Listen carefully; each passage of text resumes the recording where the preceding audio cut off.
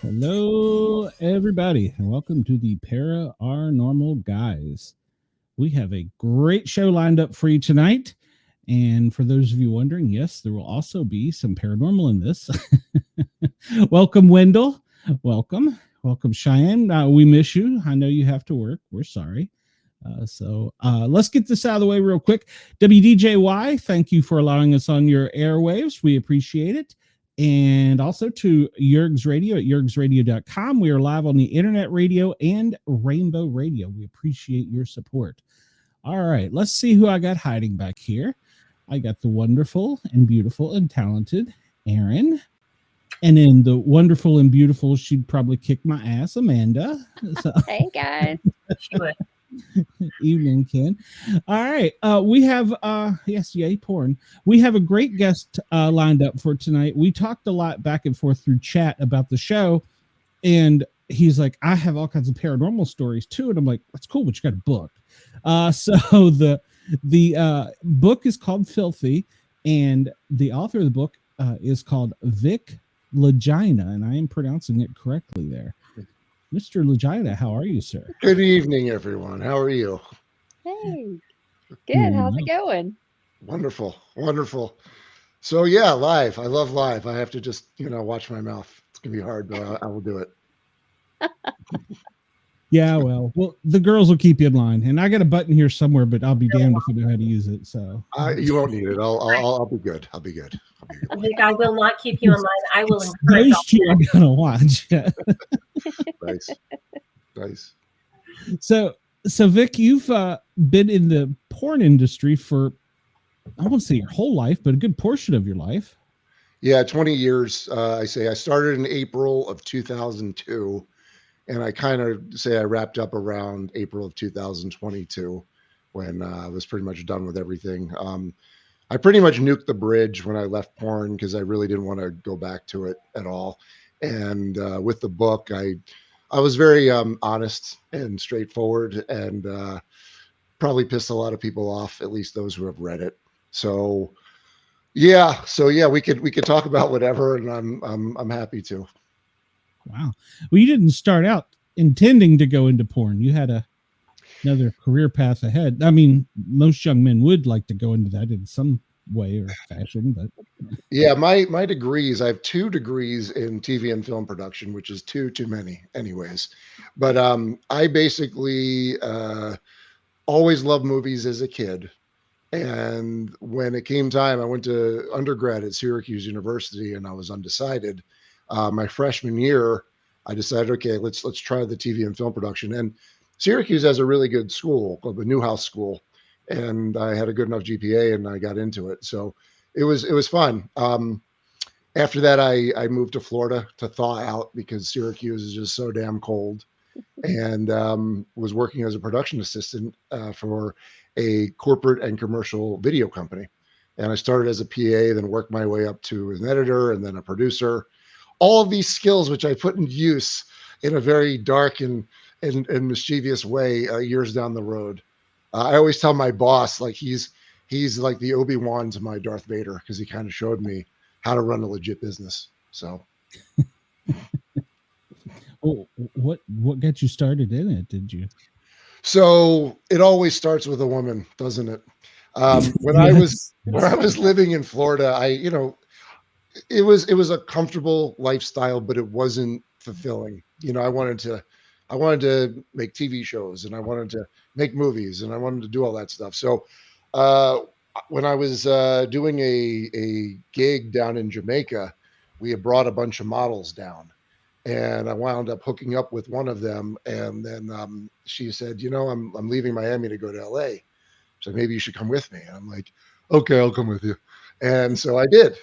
And, it was one of those deals where the attraction was really strong. The sex was really good. We were actually born on the exact same day, year, everything, which, we were like, oh, that's so cosmic. We're meant to be together. But it probably meant, don't be with this person because it's just terrible. It's just not going to work out. But yeah, when I got there, the first day I moved in, she dropped the bombshell that her dad murdered her mother. And I was like, should I go back into my truck and drive back to Miami? But myself was more like, no, she can't help what happened to her. Just be a good dude. But it was a struggle from the beginning. LA typically is. And I was basically I couldn't really find work there because I was more of a producer, and all the jobs were for much lower than that, either interns or everything else. So I would just figure out ways to make money, but eventually it was just getting pretty bad that I answered an ad on adultstaffing.com. And that's what set this whole tale into motion. Yeah. There was a guy, a Mexican with a speech impediment, who was looking to make a porn movie. And I answered the ad to be his director, and I BS'd him. Sorry, caught myself there. I BS'd him into saying that I could do the job, which I was able to do. But it was that was my first day on set, which was directing 4 scenes for this guy. Ron Jeremy happened to be one of those guys that day that I directed on the last scene of the day. And I remember just the day itself. I guess it was when the owner of the condo started, I guess was maybe someone in there was smoking crack. And that's when I was like, okay, this is like kind of dirty. It's kind of filthy, So my whole feeling was, all right, well, if I keep doing this, I'm going to do it in a way that let's class it up. Let's make it a business. So I did. And it kind of just started from there and snowballed into something bigger. Wow. Yeah. Sorry, I'm stuck on snowballed. Yeah. That's just what I'm at right now. Porn, snowballed. I mean, the jokes makes themselves at this point. Yeah. Yeah, no, it was after that day I met more people and then figured out where the leads are on a website. I can't say it because you have to watch my mouth, but it was gfy.com. And that's where I learned to follow the leads and chase the leads for content providers, which is what I was. Around that time, my girlfriend at the time, she decided, she was really beautiful, obviously had a tragic backstory. But she was a SAG actress and model. So she was working all these gigs. But then she decided she wanted to stop working because she wanted to be a white female rapper. And I thought it was a great idea. Yeah, all the faces all the same time. We're like, what? Yeah. Well, you have to understand, this was like around 2002. Eminem was huge.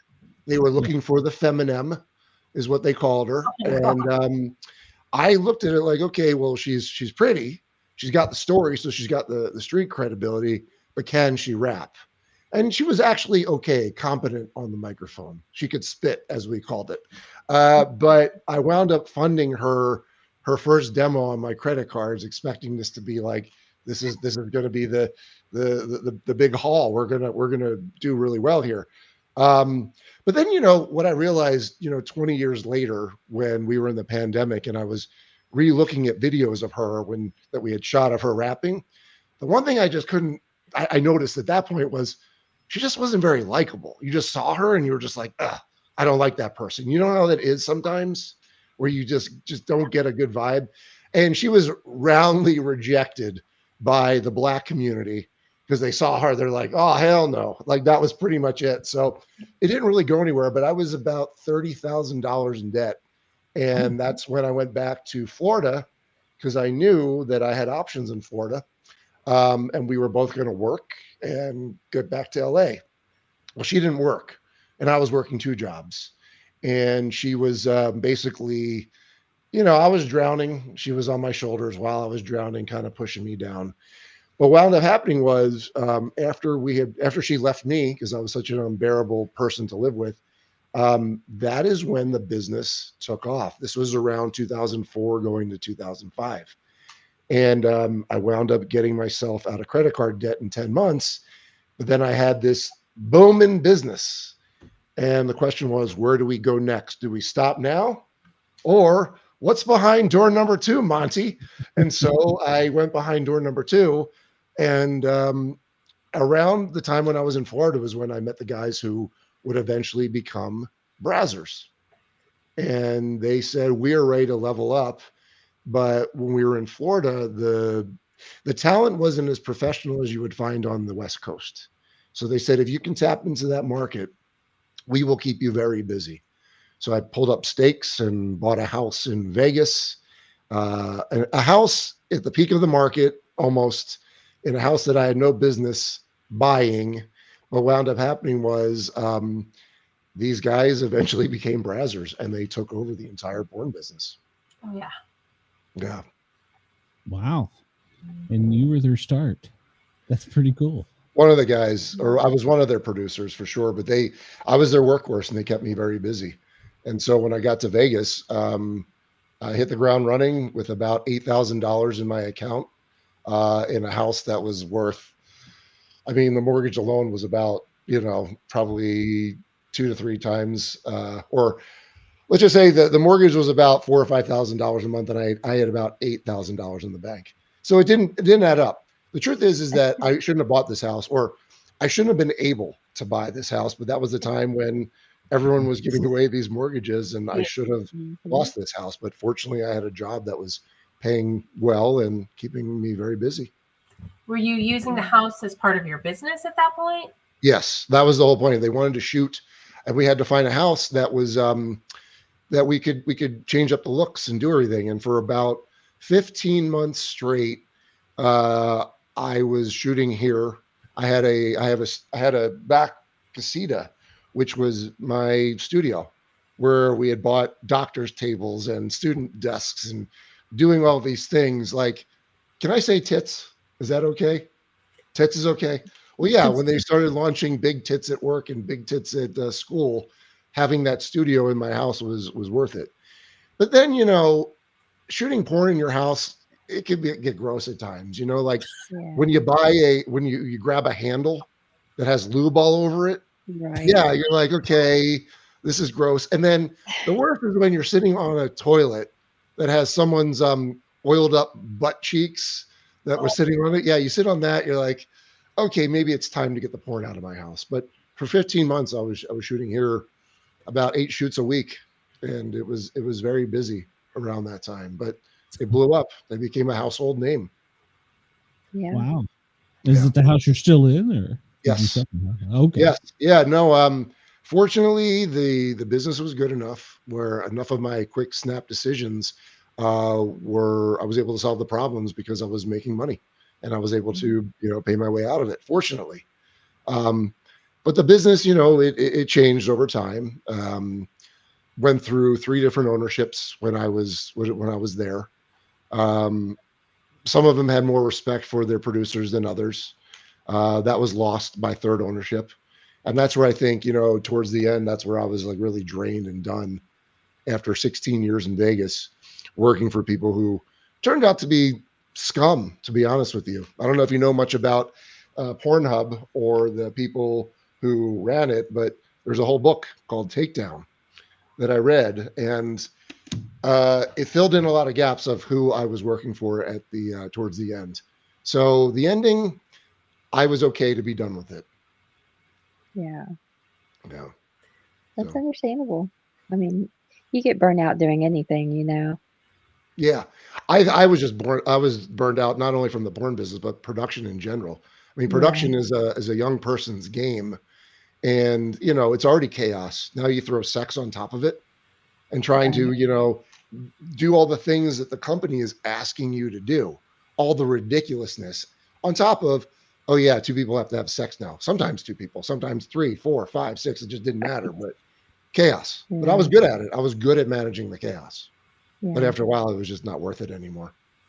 Yeah. Yeah. It sounds like you were also treating it like a business. So you had boss hat on one side and then entertainer hat on the other side. It was always business, except for like, on our own time, if I actually found like synergy with someone. But generally, it was like, people liked working for me, even though they were leaving LA to come to Vegas to shoot, because they knew at the end of the day, I just wanted to get done to come home to my dogs. And they knew that there wasn't going to be messing around. We're not going to be screwing around. I wasn't some producer that loved to be around porn and porn chicks. It was like, no, this is a way for us to get money, and let's all do this in a way that is safe, where everyone feels like they're in a safe space, that it's all consensual, that it's not slimy, because that crack smelling condo on my first day really set the tone of what it shouldn't be. So my whole thing was, let's make this as legit as possible, and it served me well over those 16 years out here. It's so easy to get wrapped into the drugs and the bad side of that when you're in that industry. Oh, I did. I did. Yeah. Yeah. Yeah. Yeah. There's like, so my book is broken up into 3 parts. Here's the book, but basically part 2, the title is called Darkness Washed Over the Dude, because that's when, you're now making bad decisions, sometimes with who you're spending time with. I usually try to vet people that I spent my personal time with, but there's some people really good at hiding their darkness and their bad ways. But yeah, I started, just doing a lot of cocaine around 2010, 2011. And I'm not someone with an addictive personality, but the white devil got her claws in me and good. But I was doing it for, pretty hard for about 3-4 years. And after a certain point, I guess that was when I started writing about it all. When I realized that I'm not making the best choices and maybe we should start turning a corner. And so I eventually, weaned off of that and everything else. So yeah, that's really hard. I mean, if you work for any all-male studio, sorry, Amanda. No, that's okay. That's a good question. I do address this in my book. So I was offered, when actually I probably had the least amount of money to shoot, gay porn. This was in Florida. And even though I could really use the money, I said no, because number one, I'm not gay. And number two, I don't watch gay porn. So I don't know, like, it's almost like if you're going to take money from someone for a job, you should do the best job possible. So I felt it was like, I was the one honest dude in porn that was like, I'm not going to just take your money because I don't think I'm going to give you a good product. So I never did it. I just, nothing against it, obviously, but why would I? There's so many other people that would shoot it better than I would. So they should be the one shooting it. it's like going in to do a brain surgery when you're not a brain surgeon. Right. Exactly. Pretty much. But it's one of those things. I look at it and I say, I'm obviously not a gay man, but I know what tingles the happy places, and sometimes that works for me. Mm-hmm. Just like, for men, women on women things works. Right. So, I mean, where's Yeah, that's not uncommon. I've heard people that, straight women, like, I love watching gay porn. Absolutely. Yeah. It's fantastic. Yeah, I mean, you're not alone on that one. I've heard that before, for sure. I mean, that's I read like fairy porn books. I read a lot, and I mean, I watch my shows now and then too. And one of the things that always, sometimes helps, like I was watching one show and it was all about gay men and stuff, and it wasn't even a lot of sex, but it was just that anticipation and the tingle and things like that. And I don't actually think you have to be gay or anything like that to understand that chemistry and that feeling that can come across. Yeah. I mean, look, maybe I could have been very good at it. Who knows? But I just didn't feel like I would know what the hell to do. I felt I would be completely out of place. There's a new word that I learned. My girlfriend actually told me. It's called rundle. Have you ever heard of rundle? No. I know that, but I can't place it for the life of me. Rundle is the smell of gay sex. So I would, I guess that would be my biggest fear, is like, what would the room smell like? Because I know what it smelled like sometimes, even with just straight sex. And, you add the butthole and you don't know what you're going to get sometimes. Is it really all that different from anal sex if it's male on woman, male female porn though? Well, sometimes you have messy days. Sometimes the woman doesn't know how to prep, or perhaps ate the wrong thing, or perhaps drank too much coffee. You have those kind of days. Yeah, I detail a lot of this stuff in my book, and some days you really like the people who watch it don't really fully understand how disgusting it could be at times. Yeah, I honestly, as somebody who fears that end of things, like it's a thing, I can't do it. No. Yeah. But I never really had the Rundle smell with boy girl anal scenes. What you would happen sometimes is a woman who just doesn't know how to be properly have proper hygiene. And yeah, those are like that's when you earn your pay. You're having a hard day that day. Yeah. I mean, not just as the producer, but as the male actor with somebody who doesn't know how to prep down there. Mm-hmm. Oh, no. Well, there's also there's a catch-22. So the standard procedure with hygiene with girls is always douche. But douching is not good for the chemistry set that is known as the vagina. It throws the pH off completely. So what they're doing is actually making it harder and keeping that imbalance. So it's a vicious cycle. Yeah. I talk about it in the book, like what you should do. It's, a healthy diet, like probiotics, prebiotics, good gut health, and, frequent hygiene. You do that and you're probably going to be okay. I'm just still stuck on the Rundle thing. Yeah. Yeah. Well, you learn something new every day, don't you? I hope you use it in a sentence at some point in your life. I really do. I guarantee at this point, I'm going to make that a goal. That Good. is now a goal. Then my job's done. Oh, gosh. So what are some of the things you wanted to come out with in your book that you can tell us about? What are the things that in the book? I mean, I don't pull any punches. One of the things that it was important to me, and this is why I put this book out on my own, was because I didn't want a publishing house to edit me. There were certain things I needed to say. So I'm brutally honest in the book. And I cover everything. My life in general, especially when you're trying to date while you're in the porn industry, I look, my girlfriend, and sometimes I sit and watch this with her. Like, some of these reality shows are such train wrecks that you can't stop watching. But my feeling was, okay, would my train wreck of a life, especially when it came to dating, would it be enough to sustain a book? And I didn't think it would. So I did a lot of side topics. I talk about those in the industry who died.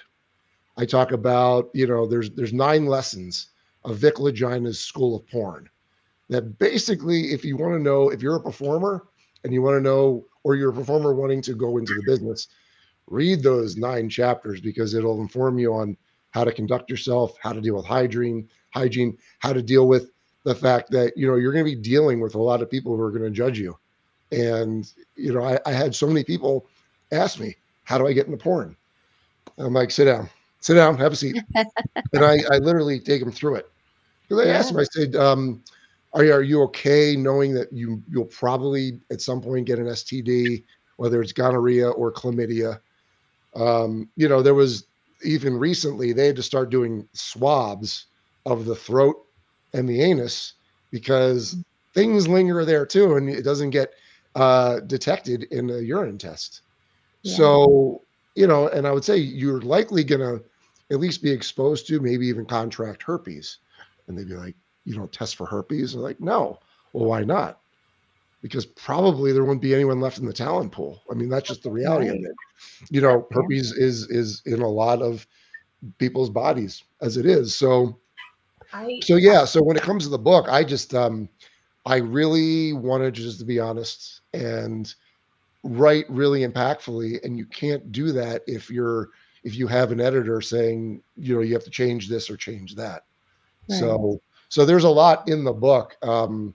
But it's also, look, the reality is my trajectory was an interesting one because I, did a huge gamble by coming to Vegas, buying a house I shouldn't have.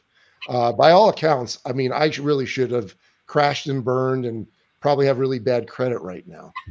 But the truth is that, I worked really hard and I kept my bosses happy. So I was able to get out of it. But that doesn't always happen. And it certainly doesn't really happen in the industry now because things have changed so much, especially over the last 5 years. Yeah, definitely.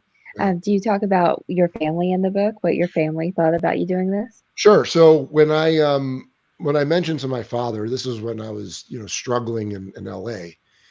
And I said, look, Dad, I might get into, directing porn, going to the adult industry. He's like, look, I have no problem with it. I have no problem. It's a legal business. You're not breaking the law. You're putting your degrees to use. He's like, but don't be in the movies. That was his one stipulation. Don't be. He's like, I don't want to see you on the screen. And I thought that was fair. But the truth is, I never had a desire to be a porn star. The opportunity was there. It really was. I could have easily done it. But sometimes things should be left for yourself, and that's how I always stuck with it. So I never did it. But I kept it quiet for a while too, until after a while, I just didn't care anymore. Like if people would ask me before, what do you do for a living? Oh, I'm in corporate and commercial video. Oh yeah, well, who are you working for? And then I'd have to come up with all of these stories that I have to make up because, just to cover this lie. Certain point, you're like, I'm a porn director. And either they're like, I have so many questions, or they're like, ew, and the conversation's over, which is cool because I didn't want to talk to someone like that anyway, Right. Yeah. I mean, how often did you encounter somebody, when you came out with that, hey, I'm a porn director? Was there anybody ever who came out and just was like, cool? And then the subject was done. Well, if they said usually cool, if they didn't say anything else afterwards, it usually is because they, inside were probably repulsed. But there was others who usually when I would tell someone, they're like, I have so many questions. And that was really it. Like anytime I would tell people what I did, they're like, okay, stop. And then sometimes I would have literally, 8 or 10 people just staring at me, like asking one question after another.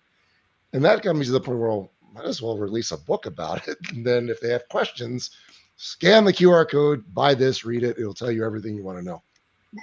So, Yes, you just need a shirt made with the QR code on it. well, I have that right here. There you go. Yeah. I actually bought it, and it's kind of funny. So usually I give stickers to people, but the shirt is actually pretty good. So nice. Do you have it like on your car? No, I didn't wrap my truck. I don't do it like that. So for me, the total experience was more like let's sell books organically by talking about it, telling people about it. Yeah. Because there's a lot of people from the industry, like performers, who wrote their books. And I mean, not to sound like can I say dick? Yeah. Not to sound like a dick, but I think their stories are very one-dimensional. You know what I mean? Right. But for someone who was working for the company that took over the entire porn business, there's a little bit more of a dynamic. And I had a front row seat to all of it. And I saw this big monster grow. And, a lot of people, they love the tube sites. I'm not a fan of them at all. I actually think they need to be regulated more, which, I think puts a lot of people not liking me. But I think there's a whole issue here with age verification. That's why in a lot of states, they're blocking access. And I have opinions about that because, back in my day, when you wanted to get porn, you had to present an ID. You had to go to the area and, it's like buying cigarettes. It's like buying booze. It's recommended for adults. Whereas if you have a tube site where you can just say, are you 18 or older? Yes, without proving it. Well, okay, then anyone can do that. And people are getting access to really graphic things at a very young age. And it's changing a lot of things. So I don't think the age verification's bad. I think if anyone was consuming porn anyway, and they're joining a website, you got to put forth your credit card. You got to give your information. their whole argument about it being an invasion of privacy and misuse of information, I think that's a crock. I think it's more because if anyone goes on Pornhub and they have to prove their ID, their traffic will drop even further than what it was after they purged all their content in late 2020. Right. So Yeah. Yeah, my son was like 8 years old when he first saw something, and it was an older kid on a website showing him. mhm. Yeah, so that was really bad. So I totally agree with you. They need to do more to do an age verification. Yeah, and there's a big fight about it. I think Florida is the next state that's being blocked by Pornhub. But again, like all that people really want is age verification. If you do that, I think there's no problem. But they just feel like the big talking point on the people who are against it, especially Pornhub themselves, is no one is going to verify. They go there, they're not going to verify their information, they're going to go. My feeling is, okay, well, now pay for porn, pay for your favorite creator, pay for the company that's producing this porn. It's a business. I think everyone loves free porn, and so they're all up in arms about it. People seem to think it's more about, oh, they're banning porn. No, they're not. They're not at all. Yeah. All they're doing is just saying just needs to be monitored a little bit better. Because when it was abused, as this book Takedown talks about, there was you could upload anything. Anyone could upload anything. Yeah. Now think about that. Anyone can upload anything. Now put your mind in one of the darkest places possible of being a really bad person, trafficking, doing this and that. They could feasibly set up an account, upload really nefarious things, and they were. And that's why there was a reckoning at the end of 2020. Yeah. I mean, I remember, not to age myself or anything, but I remember stuff like LimeWire and people, the content, the sharing that they had, and some of that stuff. Yeah. It was not okay. Yes, but I mean, you had to it seemed to be like you would have to do a little bit more rather than just click, okay, yes, I'm over 18 years old, and then you have access to everything, and literally everything. I mean, because there's so many different niches of porn on these tube sites. So there's a big battle brewing. I just think the talking point always on the pro porn people is it's right-wing religious zealots. No, it's not. It's not at all.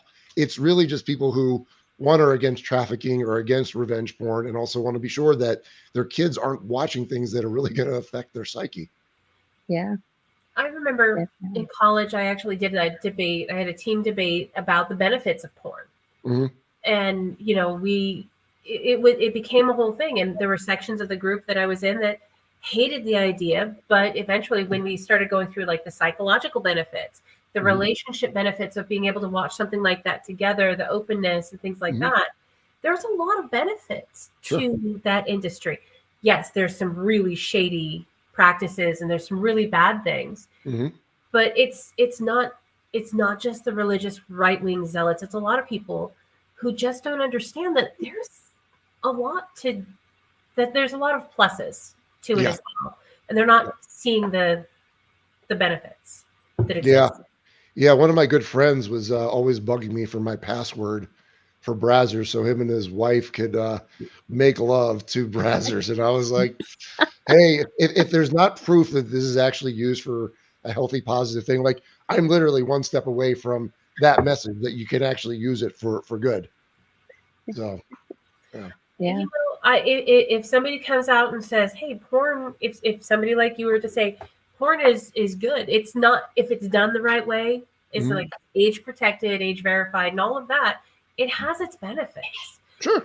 I absolutely would 110% stand behind that. And I'm in my 40s, and I'm supposed to be those, part of the religious zealots or whatever at this point. I'm not, but I'm supposed to be. But right. So much good to it. Yeah. Yeah. No, I mean, listen, it's not always a how-to guide. If I were to lead with something to say to guys, hey, your finishing move, it's not automatically a facial. Okay. It just isn't. Yeah. Have a discussion with her first to see, Does she like a facial? But that's the reality. Like, if there's one message I want to get out, probably have a bunch of them, but is I was shooting a fantasy every day, and that's really what it was. It was a fantasy with two consenting adults. And like the whole act of it, of I would get a script from the head office, and I would have to make sense of it every day. And performers would read through the scripts, and they would say, "Okay, I don't want to do this and this and this," and we would have a discussion about it, and it would be very, very healthy. It would work very well. It worked very well for people from my generation, people from the generation after. But when I found that there was a big disconnect with the Gen Zs, of course, why is it everything with the Gen Zs just like I want to say it's probably Gen X's fault because they raised them, I mean, listen, I just see like a lot of entitled, soft people that here is the thing. When you're a performer in porn, the most important thing you have to do is be able to speak up and say, hey, no, stop, cut, whatever. But what was happening with the younger generation that grew up on the iPads and the iPhones and social media is they wouldn't say anything. So I'm assuming that everything's good. I'm waiting on those magic words. Cut, stop, I need a break, anything. And I'm like, all right, let's stop, let's regroup, let's figure out what's up. But what wound up happening was you'd find a common theme with the younger performers that would say, I didn't call cut because I didn't feel like I could, and I didn't want to upset anyone, but I was trying to tell the cameraman with my eyes. Oh, yeah. no. Yeah, you have the same reaction. I was like, no, like What? you do realize when I'm shooting camera, I'm looking at focus, I'm looking at exposure, I'm looking at composition. I'm not looking at your eyes. I'm expecting you to use your mouth. You adult in the adult entertainment industry. But what was happening was, that it was working so well until the company started validating the performers and saying, we should ask why they're not speaking up. And my thing is, no, you should be saying, this person doesn't belong in porn right now until they actually learn, the conduct.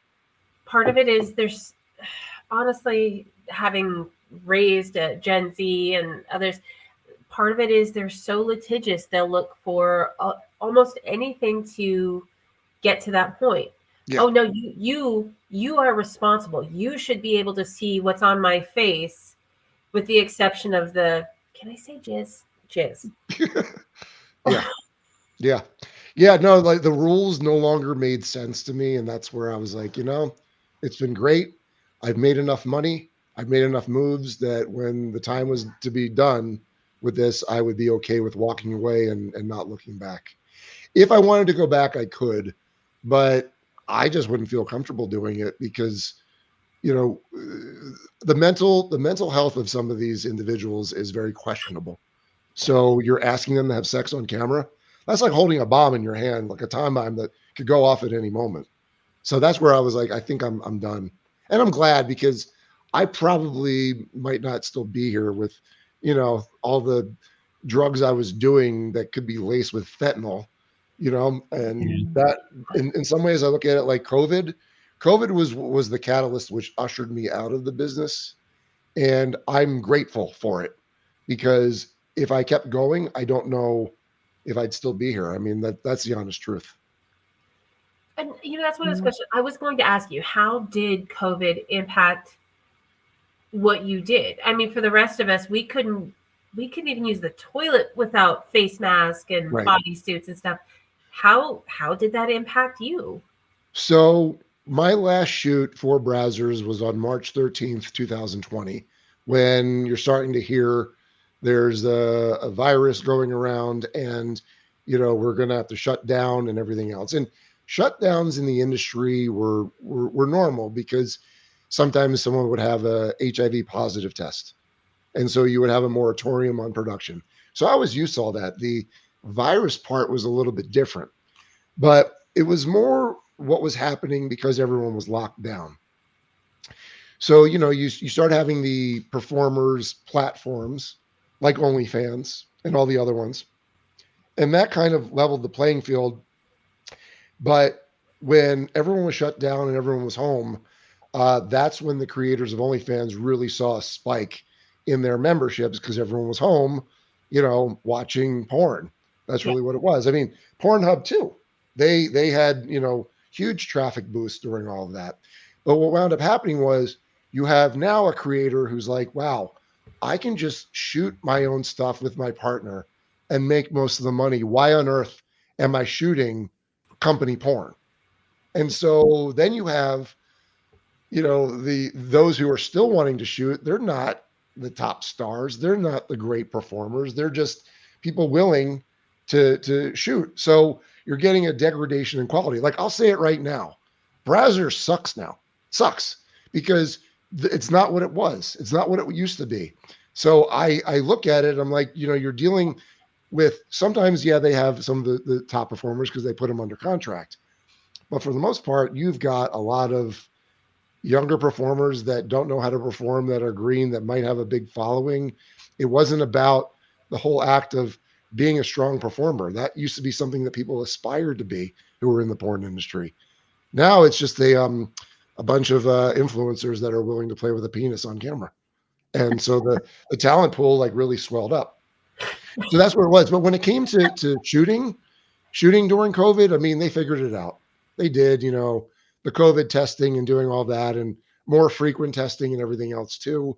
But I looked at it like this job was already difficult.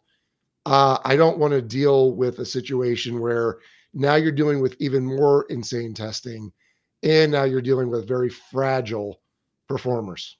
So for me, it was time to go. It's time to be done. That makes sense. So what are you doing these days besides writing? I don't really have to do anything. That's the beautiful part. Yeah.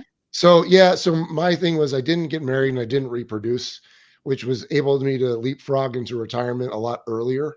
Like half the money I made was through porn, but the other half was through real estate and buying and selling real estate. So I'm okay. I wake up every day. I hang out with my dogs. I hang out with my girlfriend. I get better at the piano. I read, and then, market my book and trying to figure out what comes next. It seems like people want me to write more. They want to hear more stories. And with, 3,792 scenes under my belt, there's definitely still gold in those hills. So that might be what comes next. Yeah. Awesome. Yeah. One question I have as a firefighter paramedic, did you ever have to get the paramedics to come to anything? So interesting story. So my first year shooting in my house, there was a girl, I talk about it in the book. It's called the G hole, right? It's the chapter about the G hole. And this girl, she was in Vegas for a couple of days. There was a few anal scenes going on. And this one shoot, it was a lot of baby oil. I learned to hate baby oil over time because there was just so much baby oil. And mopping up baby oil off my wooden floors after a day shoot, like that got old pretty quick. It's like glitter; it never goes away. Right. It's like like the herpes of oils, basically. But the reality is that my makeup artist does her makeup. She leaves, so now it's just me and the male talent. And I say male talent, I use that word loosely because this guy was like a 200. This was before Brazzers blew up, like right before it. So we were dealing with like $200 guys, and you get what you pay for. But I'm shooting this girl and we're doing the whole tease thing, and she's got baby oil, all over. And then eventually she goes to like against the wall, and then she slides down the wall. She was like giggling before that, but then slides down the wall. And me and the dude are like, what's going on? Now he was in the military. So right away he picks her up. We go straight to the shower. He turns on the water. I hear her go, and then he tells me later that she was like lapping the water, like licking it like a dog, and then he like puts her on the ground and then covers her with a towel. And I call her agent. And I'm like, dude, your girl just passed out. He's like, okay. He's like, is she breathing? Yeah. Is she turning blue? Yeah, is she turning blue? No. Okay. Well, I'm assuming you don't want to call 911 and have ambulances like in front of your house. And I'm like thinking about it. I'm like, no, I don't, because then you have a stretcher of a oiled up porn chick like being loaded into a. That's not going to go over well with my neighbors who were already not liking me at that point because they knew what was going on in my house. So I said, no, she's fine. She's fine, and I don't want to call 911. He's like, well, keep an eye on her. Let me know if anything changes. And we did. And eventually she woke up, and my makeup artist, who I brought back to the house because I didn't want to have a passed out poobah on the floor with two dudes, like that just reeked of like, this could go very bad. So I brought my female makeup artist back, and she kept an eye on her, and then rolled her greasy self like to the airport, and she became Southwest problem at that point. But at that point, I was like, okay, we have to enact a very strict drug and alcohol policy because I don't want this to happen, especially under my roof, because that's bad. But otherwise, no. I mean, my one production manager, he almost cut off his hand with a handsaw, but I called the paramedics at that point because there was a trail of blood leading to the bathroom where you would normally find the corpse if you were watching like a horror movie. But what? How? Sometimes you're cutting stuff like paneling or trim for anything, and he cut his arm. And I never was really freaked out by gore or blood or anything like that, but when he had the towel on his arm, I said, all right, take it off. I need to take a look. And I saw it. I was like, yeah, you've got some nerves and you got some bone there. All right, let's call 911. Yeah. And I mean, everything was fine. He was okay. But, that prompted a visit from OSHA. And, you have all those problems. Yeah. So how do you explain that to OSHA? So we were doing a porn set, and well, here was the thing. So I had 2 studios over the course of my career. After I was done with shooting in my house, we rented houses, and then we were at one house for about 15 months, and I was getting the feeling that we were being watched. And shooting in grays in houses is a very gray area. So I got us to a studio because shooting porn is legal in Clark County, Nevada. Yeah. You just have to get the proper license, and you have to be zoned properly. So that's why I found it. So anytime there was any issues or anything, we have a license here. We're allowed to do what we're doing. So we never shied away from the fact of what we were doing because we were allowed to do what we were doing. Yeah. It's interesting. I can imagine the OSHA inspector coming out for that. So yeah, no, there was a lot of things. Like a lot of times too, porn attracts not really the best people who come for their own nefarious reasons. And when things didn't go well, if they had to get fired or I had to let them go, as a way to have some retribution, they would call OSHA on me, and I don't have to deal with OSHA. And they would always say things like, oh, they would make complaints where I knew where it was coming from, but they would say things like, the exit door is blocked by things. The electrical panel is blocked. They would have all these charges.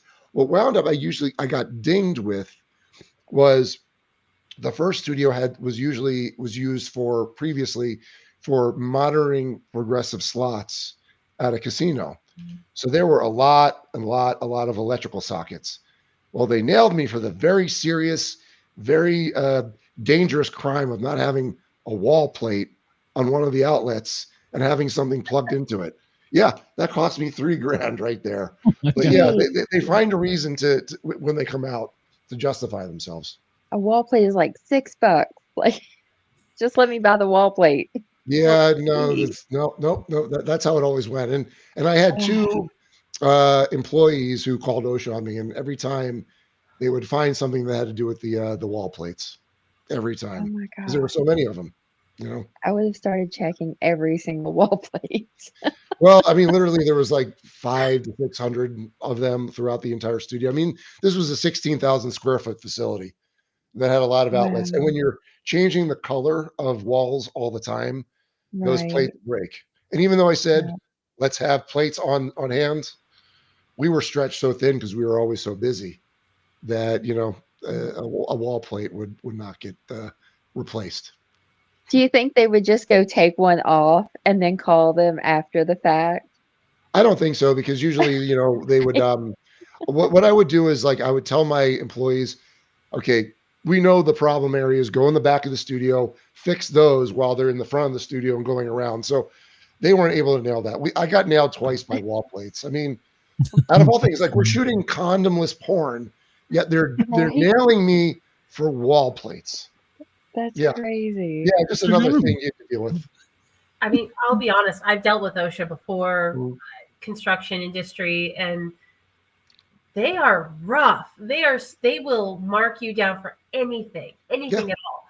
Yeah. If you only got marked down for wall plates, Yeah. you knew you had your crap on lockdown. Yeah. Yeah. Once we moved out of that studio into a smaller one, which I bought without telling anyone, because the third owners of Brazzers, they were bastards, greedy, arrogant, and they were the ones responsible for all that, for allowing all of that content on Pornhub. And they were the kind of owners that didn't want you to have any leverage. So when they mandated I shrink down my studio, I thought, okay, is there any way I can buy this thing and have them pay my mortgage? And they did, and they didn't know it until it was all over. And then I sold the studio, and the tenant I brought in and did okay on the deal. So good for you. Good for you. Thanks. Good for you. Yeah. Well, we talk about OSHA with the fire department. When they come in for us, they nail us for everything. And you'd think, your public safety. They're not. No. That seal in your breathing mask is 10 years old. Well, they all knew. Yeah. So yeah. They have no soul. No. I think really they have a mandate that if you're on a call, you got to find something, anything. Yeah. Now I will say as a paramedic, the only calls I ever ran was like at strip clubs, and when we would go in there, you'd get like 2 engines, 3 ambulances, and you're like, what? And the dirty little behind the scenes is nasty. Let me tell you. Mm-hmm. That's when the call goes out. Okay, everybody, I need your full PPE. Make sure you're covered every square inch. Yeah, I will say though, some of the best fights I ever saw was in the back room of a strip club. Really? We had one in our first 2. Yeah, they will cut a bitch over $1. So it's. Well, it's always interesting. Like, so I had to deal with cops from time to time. When I talk about neighbors, I always had a motto when it came to shooting in houses: is you're only as strong as your biggest a-hole neighbor. And that was always true. So if we ever, and they always asked us to shoot something outside, not sex, but a tease or something. And I would have to deal with it. Like the prologue of my book is when I shot a live orgy for the internet, a live show in my backyard by my pool. And I was really worried that, you've got 8 people having sex and doing all sorts of things like double penetrations and really screaming loudly. Okay, this is how the book starts. That I was going to get visited, and they showed up 15 minutes after we wrapped because my neighbor called for excessive profanity in my backyard. That was the reason. Now, something like that requires what? 1 cop, 2 cops, maybe. Always 3 patrol cars, always on calls on this. You were it never failed. Yeah, you got red flagged. Sorry, hon. Yeah. Well. Yeah. I gotta say, if I could, I would jump the call as a paramedic on an ambulance. Oh, we're closer. You're on the other side of the county. We can get there. I'm gonna get there faster than anybody else. Just watch and see. Yeah. But I mean, it always worked for me. They would run my IDs because I literally, besides all the drugs that I've done, I'm a upstanding member of society. I pay my taxes, I pay all my bills, I've got excellent credit. So they would run my ID and realize that I'm a good guy, and that when they raided the orgy, the live orgy, I just told them it was a party that got out of hand. But when they came by again, this was like when we were shooting. It was Kiss of Sins and Romy Rain, and they were doing some kind of car wash thing with white t-shirts on and with the hose. I mean, you get the picture. But there was a neighbor that was I could tell she was uptight, and so she called the cops. And so the cops came, always polite, and they really just didn't care what we were doing. They just wanted to be sure everyone was over the age of 21 or even at the age of 18. So they checked and they were on their way. I always found that being polite always seemed to work and get them out of my hair. So I was okay. But, there was times when they would ask us to shoot in the middle of the desert, and we would do that. But, you go into certain areas in Vegas where, they're doing these ATV tours. Yeah. So here I am, and I had to have people on lookouts, all looking around, binoculars, making sure, that if anyone's coming, and if they did, all right, everyone, got to cut, and then everyone's got to cover up. But yeah, I used to push it, but at a certain point, I'm saying, you get busted and you become a registered sex offender. Well, it's not really worth it anymore, is it? So I just, after a certain point, I was like, I'm done with these outdoor in the middle of the desert things, no matter how great they look. Yeah, there goes the nice house and stuff. Yeah. I'll tell you what, let's take a quick break right here. Allow WDJY to get their commercial in. Everybody at WDJY, we appreciate you for tuning in. Make sure to tune in tomorrow night for hour 2. Vic is going to hang around with us for 2 hours, and we're going to get into some paranormal stuff eventually, but I think we all just had so many questions. WDJY, hang on, everybody else. We will talk to you soon. And now I have to hit a button. Yeah, I never know where the button is. It moves every time. Do you have to hit the button, or do you have to find it? Yeah, I should have been trying earlier, I guess. Let's get ready to rumble! I'm Miranda Maverick, and when I'm in fight camp, I never listen to the Sport Cat podcast. And welcome back to hour 2 of the Paranormal Guys, WDJY. We appreciate you for tuning in. Jurg's at Ross Radio. I do that every time. Ross at jurgsradio.com and Rainbow Radio. We appreciate you for allowing us on. Hour 2, we have Vic Lagina, and we've been discussing, well, basically the porn industry and getting some good information. And, Vic, you said something as we were going out there. In public safety, if the person is nice to you, you don't want to jam them up. You don't want to jack them up. You just, because as a public safety member or officer, whatever you want to call it, we had so many people be nasty to us. It was rare to see somebody be nice to us, if that makes sense. Yeah. And yeah, I would go out of my way. If you were nice to me, I would bend over, do everything I could to help you. But if you were a jerk, being courteous and respectful goes a long way in life in general. So that's always just been my MO, when it came to everything. Just be a transparent, be a straight up person. If you're going to do this, do it. Don't be shifty, don't be squirrely. And that's what also differentiated me from a lot of people in the business. Yeah, I would think there's a lot of used car salesman type in the business. Yeah. Honestly, if I got a call from somebody and they were like, hey, this person's doing this, so we had to go out and investigate, and they said, hey, look, I'm gonna be honest with you, I'm shooting a porn. Mm-hmm. I would be okay with that, as long as, like you said, everybody's of age and you're meeting all of the regulations. I'd be like, hey, they're doing nothing illegal, they're honest, they're not lying. It's a free country, do it. I will tell you a true story. Our fire station, I won't mention the number, but we had one of the most well-known clubs in Atlanta in our first due.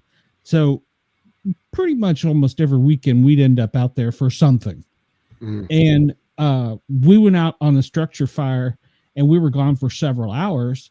It was late in the afternoon when we left, and it was even later when we got back in. We came back in, and there's all this brand new furniture, like sofas, recliners, like 2 big, huge sofas and these nice recliners. And, by this time it's late, we figure, holy crap, we got some cool stuff, And so the cap calls and he goes, thanks the chief. The chief goes, what are you talking about? And so the chief calls the chief above him. Nobody knew about this.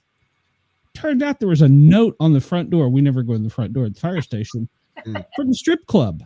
That was their old furniture. They donated it to us they saw we were out. They came in and moved it in and moved ours out and decorated it for us. We were all like, oh, and we were the hazmat station. So we were like, oh. Yeah. Strip club furniture sounds awesome. Sounds like a staph infection waiting to happen. Yeah. It's a very true story. They were kind. They came in while we were there into our station. I don't know how they got in. I mean, maybe the door was open, maybe it wasn't. I don't know. But the Chiefs are real quick to replace that once they found it. They're like, that's all we need to just have the media find out about this. Right. That's hilarious.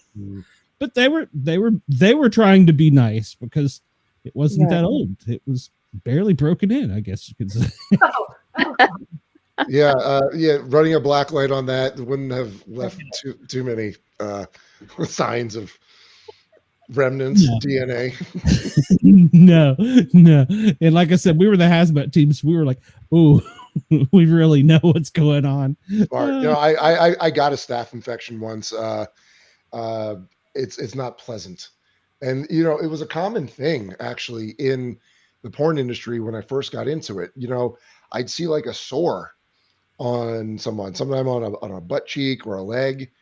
And I'm like, what happened to you there? And they would always say, oh, I got bit by a spider. And then I was thinking, well, did you see the spider? No, but I know it's a spider bite. And turned out, I thought the same thing happened to me, but I never saw the spider until I went to the doctor. Like, no, you have a staph infection. And they're not fun. They're very painful. Yeah. No. But that was serious too. That was when I was shooting in the house. And that's why it was like another reason to get out of the house because, think about it. Your furniture, rubbing skin goes underneath your skin. It's just bad. And then you're getting into like the whole MRSA infection and like it just goes downhill from there. Yeah, there's a whole chapter about when I got the staph infection in my knee and it was not pleasant. But porn can be gross and dirty and there's not enough Lysol wipes sometimes to wipe away how dirty things can be. You don't need the Lysol wipes. You need those like heavy duty industrial ones that they sell for hospitals. Right. And even that's not enough. Right. Yeah. You need a jet spray. Yeah.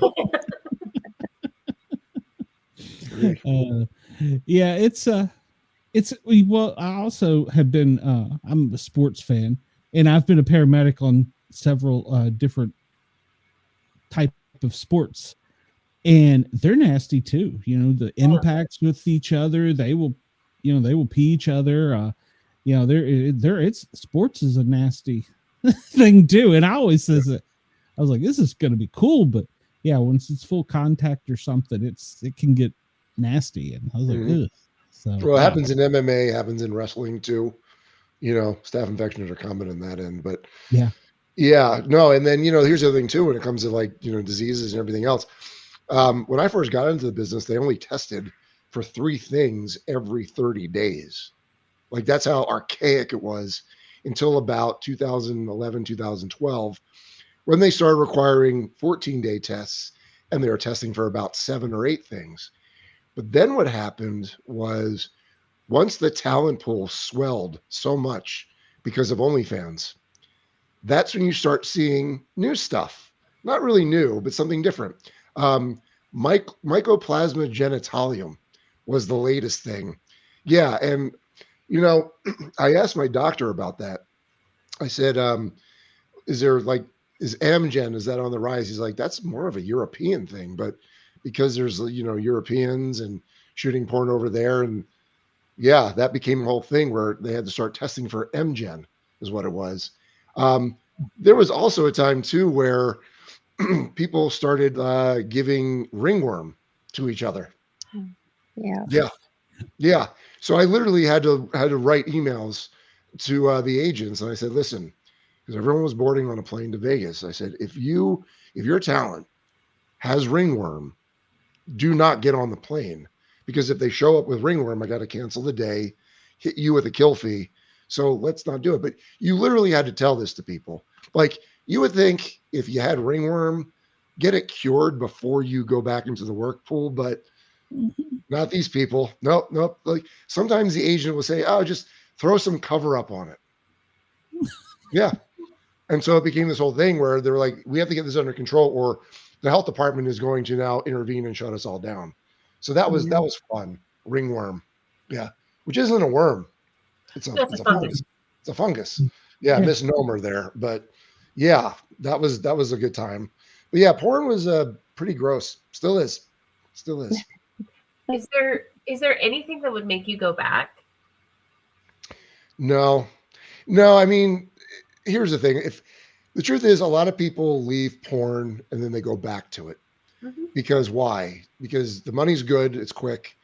And the truth is, if you get a lot of people in the business, they're used to making that much money that quickly. Going back to a job that doesn't pay as well, that takes that much time, it's not very alluring. And the truth is, especially with performers, there's a certain stigma that's attached. I'm not going to tell you that everyone, who is in porn, they can't do anything else, because there have been people who've been able to do other things. But you find that a lot of people just go back to it every now and again. If I go back to it, that means I can't do anything else with my life, and I need it. Because I was thinking about pivoting at one point of actually like starting an OnlyFans and doing it. But the truth was, it was like, that would be a full-time job, building like how you are with the podcast. You got to build it up. You got to spend time with it. And I'm like, why would I want to spend more time building something up that I really have no passion for anymore? So, I mean, maybe if someone wanted to throw me a lot of money as like a celebrity directing kind of thing, I use celebrity lightly because I'm not one. But if they wanted to make something out of it, that could move the needle. But overall, no, I'm just over it. Like 20 years, more than enough time in the business. I mean, well, and the reason I ask is honestly, with my age, and I read a lot, and I read fairy porn, reverse harem. I read all of the stuff that you hear about, the vampire stuff, all of it.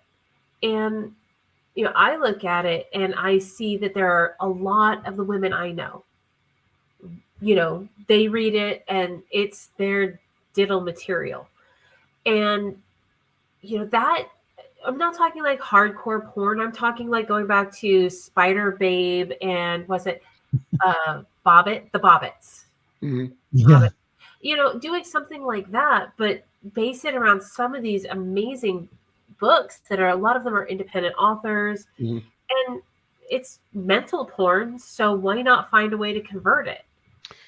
Yeah, it's interesting. So when I was at a book convention last month, it was amazing to me how big the erotica market is when it comes to books.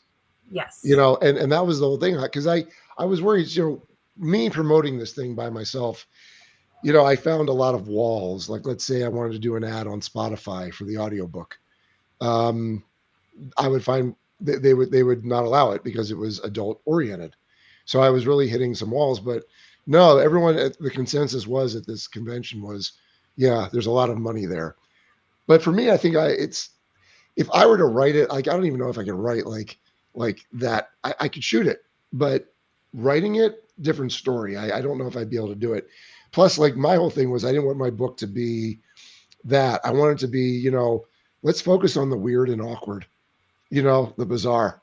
That to me is more fun and more funny.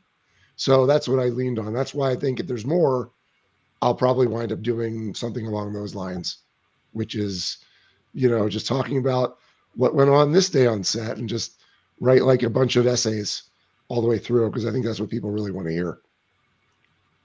I mean, it's interesting. I never personally would have thought, what is the day-to-day life of a porn producer like? I've gone to conventions. I went to the erotica convention in LA a couple of times, and it was interesting. Yeah. Won a contest there. Tell you about it offline if you're at all interested. But and it was interesting. It was different. You kind of saw a different realm of it a little bit, kind of some of the back scenes, the behind the scenes stuff. Yeah. But I didn't understand. I didn't know what a day-to-day life was like. There's no behind the scenes, readily available. Yeah, well, that's the reason of the book. I mean, if you really want to know what it was like walking in my shoes for 20 some years, that's why the book is good for people, because you really get a sense on all fronts, from the dating side to what goes on day to day. I mean, the truth is, shooting porn on a daily basis, like, a lot of people would want to go check it out and see it, but when they saw it, they're like, wow, it's kind of slow and boring. It wasn't what I thought it would be, because it's work. It is a job. Yeah. And you have it's segmented. You get people signed in, you get 2 forms of ID, you get all that stuff, and making sure they're of sound mind and they're not under the influence of drugs or alcohol. And then they go through 2 hours of makeup, and then they got to do the pretty girl pictures. And then once you're done all that, then okay, you got to do the concept, the script, and you hope that the girl read her script instead of being on her phone in the makeup chair, which was like 50-50 a lot of the times. And then, you do pictures of them acting everything out. Then you do the acting part, and then you do the stills of the hardcore, and then you do the hardcore. And I'll tell you, the hardcore was usually the easiest part of the day and the quickest part of the day. But the actual leading up to that point, you're talking about 7 hours right there, like you're until you got to that point. And it's like a full day of work. It's not, OnlyFans is different now. Yeah, sure. You can just have sex and then put on your OnlyFans and that's that. But for what I was doing, the studio porn, yeah, there was a lot to it and a lot of ins and outs and a lot of specifications and a lot of mandates from the head office of what they wanted, because they had product that they needed to sell. And it was always just following the trends of what was being searched on Pornhub. So I have to ask kind of an off the wall question. Sure. What's with eye contact? Like, why does she like go do her thing with her mouth and then she stares up at the camera? That to me as a woman is very off-putting. I don't want to see your eyes. I don't care about your eyes. I want to feel the tingle down there and be happy as I'm watching my fantasies acted out. I don't need to know that you have eyes. Yeah.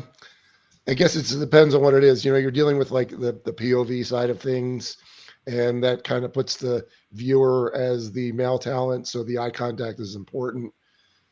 I don't know. I'm spitballing here. I don't know exactly why it all is, but that's my guess. I mean, fair. I know, like I said, that was a random question kind of out of left field.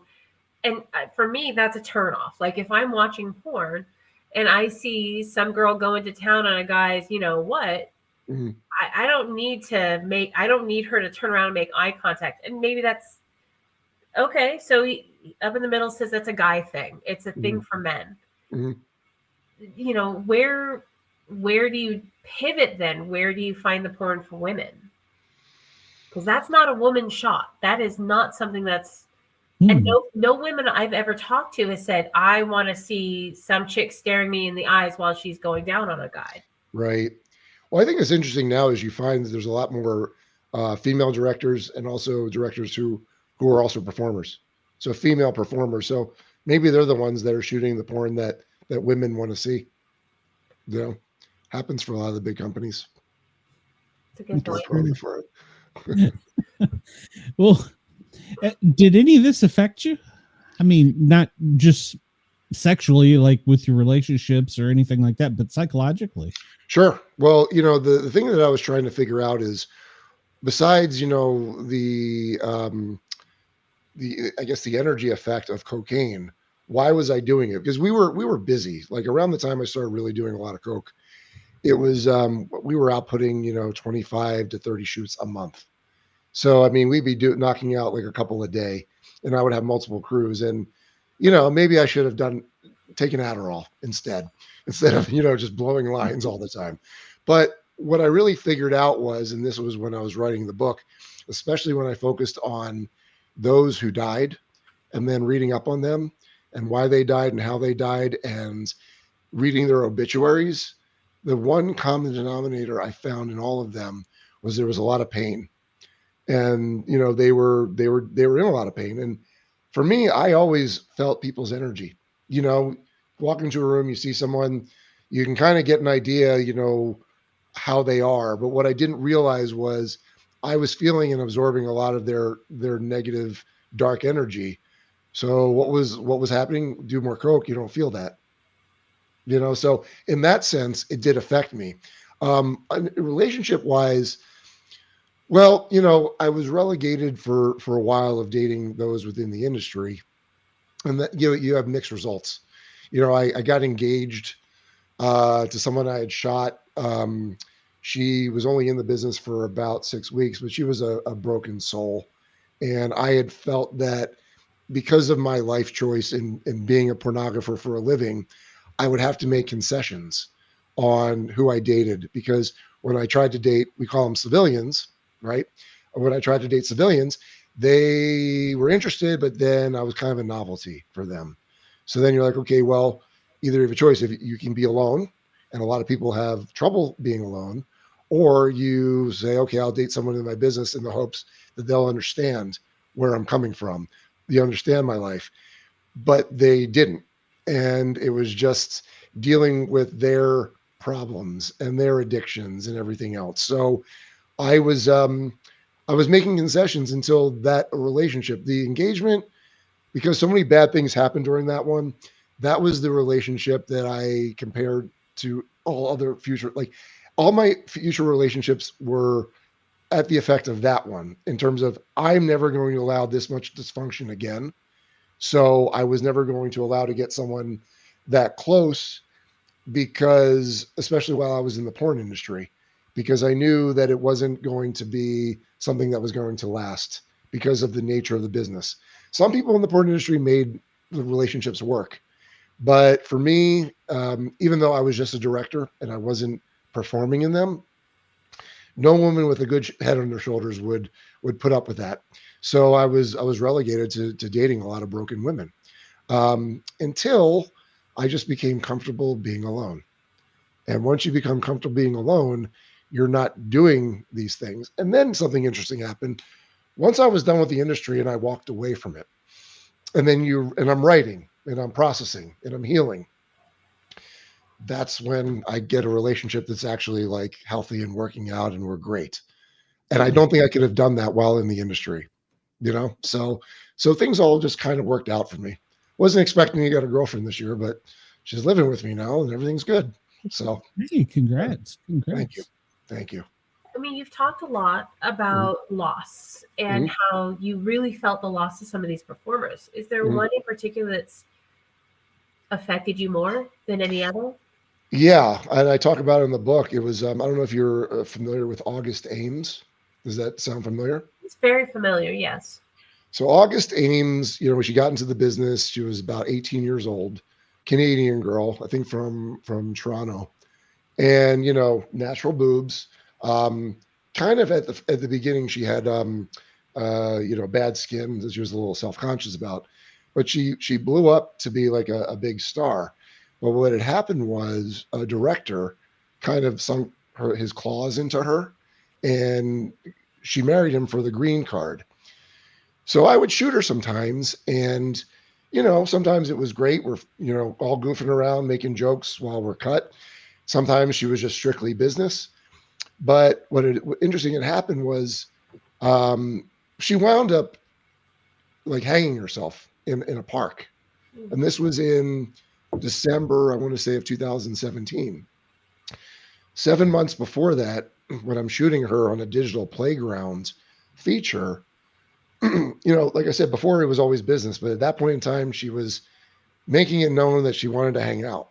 And I'm like, well, don't you have a husband that's kind of controlling? Because he was.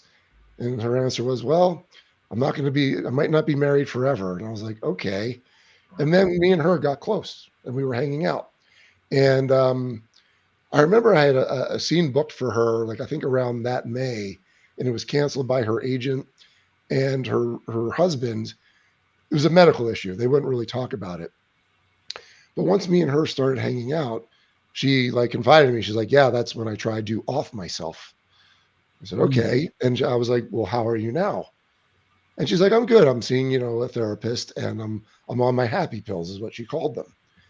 And, you know, it seemed that she was ready to get out of the relationship. And I just enjoyed being around her and the fact that she had this darkness, but she felt, you know, when she was around me that there was like a certain amount of joy. Like I'm glad that I was able to give that to her. But when she wound up like successfully killing herself, that's when you're like, wow, okay, I was really close to this. And it turned into like a huge tragedy that there was blowback from it. Someone started a podcast about what killed her, and they wound up interviewing a lot of people, and they wound up interviewing me because there was a shoot that went down, one of the sets I did, that literally the day after we shot it, I was getting calls from my superior about what happened on your shoot yesterday, and I'm like, I don't know what happened on my shoot yesterday. Now, mind you, after that shoot, me and her were together, so I had no indication that there was anything wrong that day. But apparently, she went home, and her husband saw that there was bruises on her body, and he flipped out. And it became this whole thing where the narrative was being built that because of the scene that she shot with this male performer, that was the reason, that she killed herself. So I had to deal with all that. And that's when it started to sink in with me that just like during the scene, she never called cut. She literally went through the entire shoot. Like I watched the scene over and over. What did I miss? Did I miss something? Because I was really wondering like what went wrong, especially with a girl who always called cut when she needed it. So I don't think that was just a narrative that the husband was trying to make, that this scene caused her to do it. There was a lot of cyberbullying leading up to the days before she killed herself. But the truth is, she tried to kill herself before all of this. She was like bipolar and manic depressive. And so, dealing with this, and what wound up happening was that was what killed her. It wasn't, anything that particularly happened in porn, but that was the one that really, affected me to the point where, because I had gotten close with her, and it was sad because she was really like a shy, kind of like goofy, like just nice person, and was dealing with a lot of pain inside. So I think having that, and then the last few years of the industry just kind of being a little bit more of that, and you're seeing and hearing more people dying. Yeah, you're like, I think I need to get away from this because it is a dark business, and it can be. Yeah, I understand that. I mean, I somebody very, very, very dear to me committed suicide. Yeah. And it's one of those things where I eventually had to acknowledge that I will never, ever have answers. Right. I will never know the reality of it. I will never understand the pain that they were in. I will never understand what triggered them to go there. Yeah. I personally had to learn to accept it and understand those things and know that it's nothing to do with me.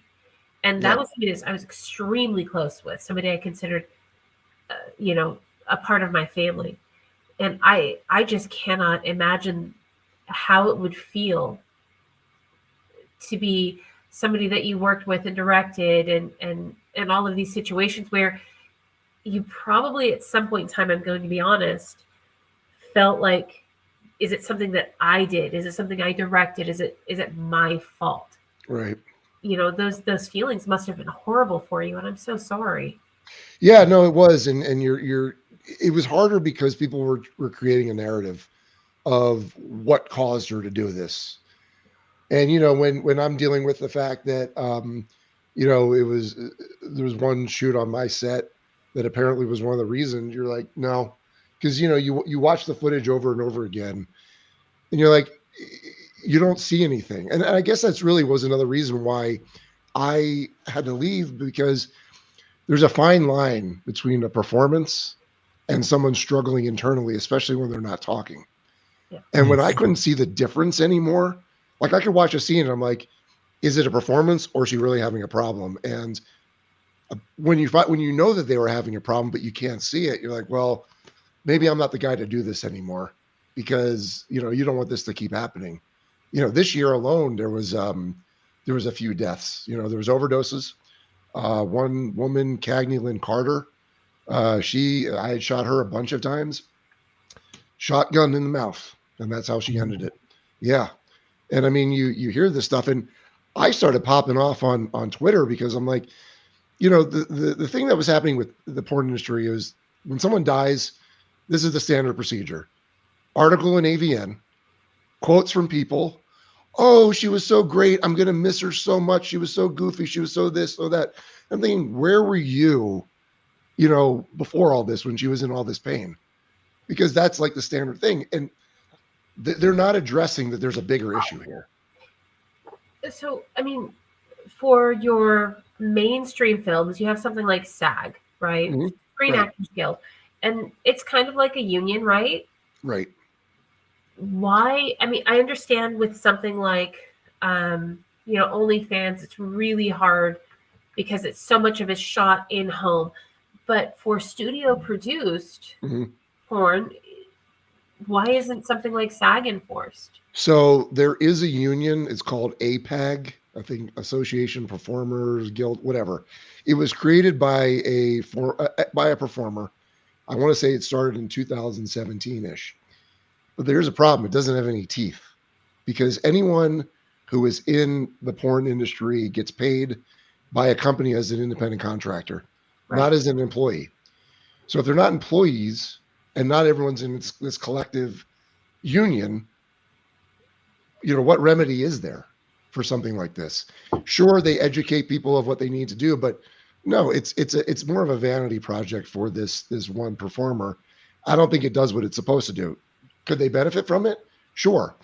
Looking back at it, on any of my sets, if someone was having a problem that they didn't feel like they could talk about, well, if they had a phone number of a union rep that they could ring up and then they call me and saying, here's the deal, that could have been a solution. But I always said that the porn industry was not organized enough to build an effective union, and I don't think they have, and I don't think they can. I think personally, I mean, like we've talked about with OnlyFans and a lot of these self-produced porns. I don't think people can unionize to that degree. I mean, recently Starbucks has been unionizing, but like you said, they're employees, and the word has spread. You don't have the independent contractors. You don't have those situations. Mm-hmm.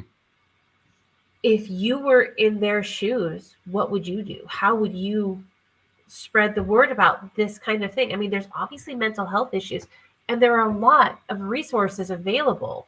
Mm-hmm. Oh, yeah. How would you help? Yeah, I mean, like I said, you well, first is I think, well, it's twofold. When someone turns 18, they can enter the porn industry. Yeah. That's that simple. My feeling has always been that if you're going to get onto the studio level, you should be at least 21 years old, because let's face it, you don't know anything at 18. You know, maybe a little bit more at 21, but you still don't know anything, right? But at least if you're shooting for your own platforms from 18 to 21, you can at least get an idea if the porn industry is for you. That's just my personal feeling. But I think that every performer, one, that they enter, they need to be vetted by their agent or whoever else is. They should ask this one question: should this person be in the porn industry? And they don't ask that question, not a lot of the times. I think there are some agents that have their heads in the right places, but when something like this, they can enter this establishment and just go to work. They need to be schooled, they need to be educated, and the education isn't there. At least I haven't seen it. Have you ever thought about taking to that side? I mean, you said you will not work in, you won't be a producer, director again, but have you thought about being a representative and helping these people? I have thought about it, sure. I just wonder if the industry even wants me or needs me or wants to do something like that. Because I'm talking from someone who's a compassionate individual that ran a business that actually is worried about people. Right. But I've been told that I'm rare in the business. My understanding probably is that you're absolutely correct. My next question would be, do you have the personal capacity? You spent 20 years in this industry, and that's rough. Yeah.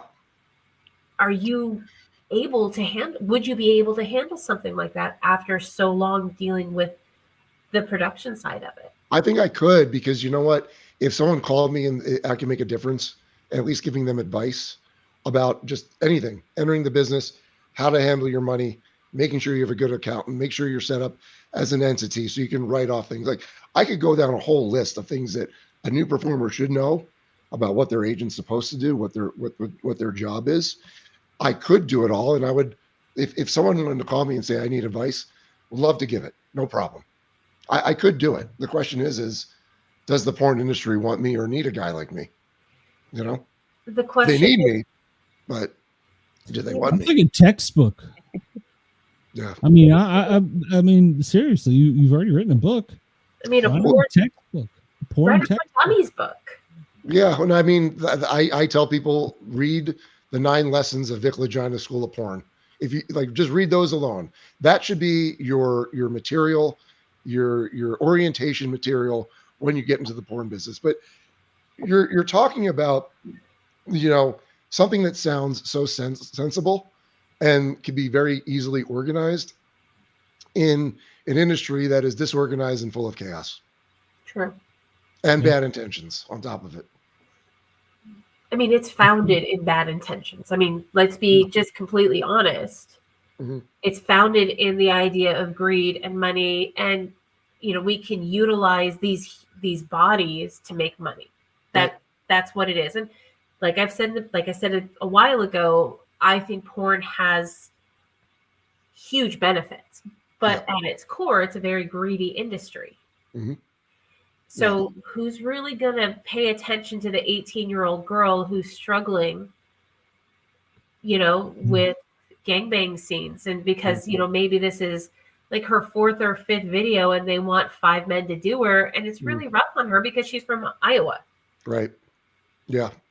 At that point in time, you hope that their agent is there and readily accessible. Like, I want to believe that they are. I just don't really have faith in what I had seen over those 2 decades. I get that. It's hard to have faith, but having heard from you and with your the 9 chapters and basically which is a how-to to be in this industry and be healthy. Right.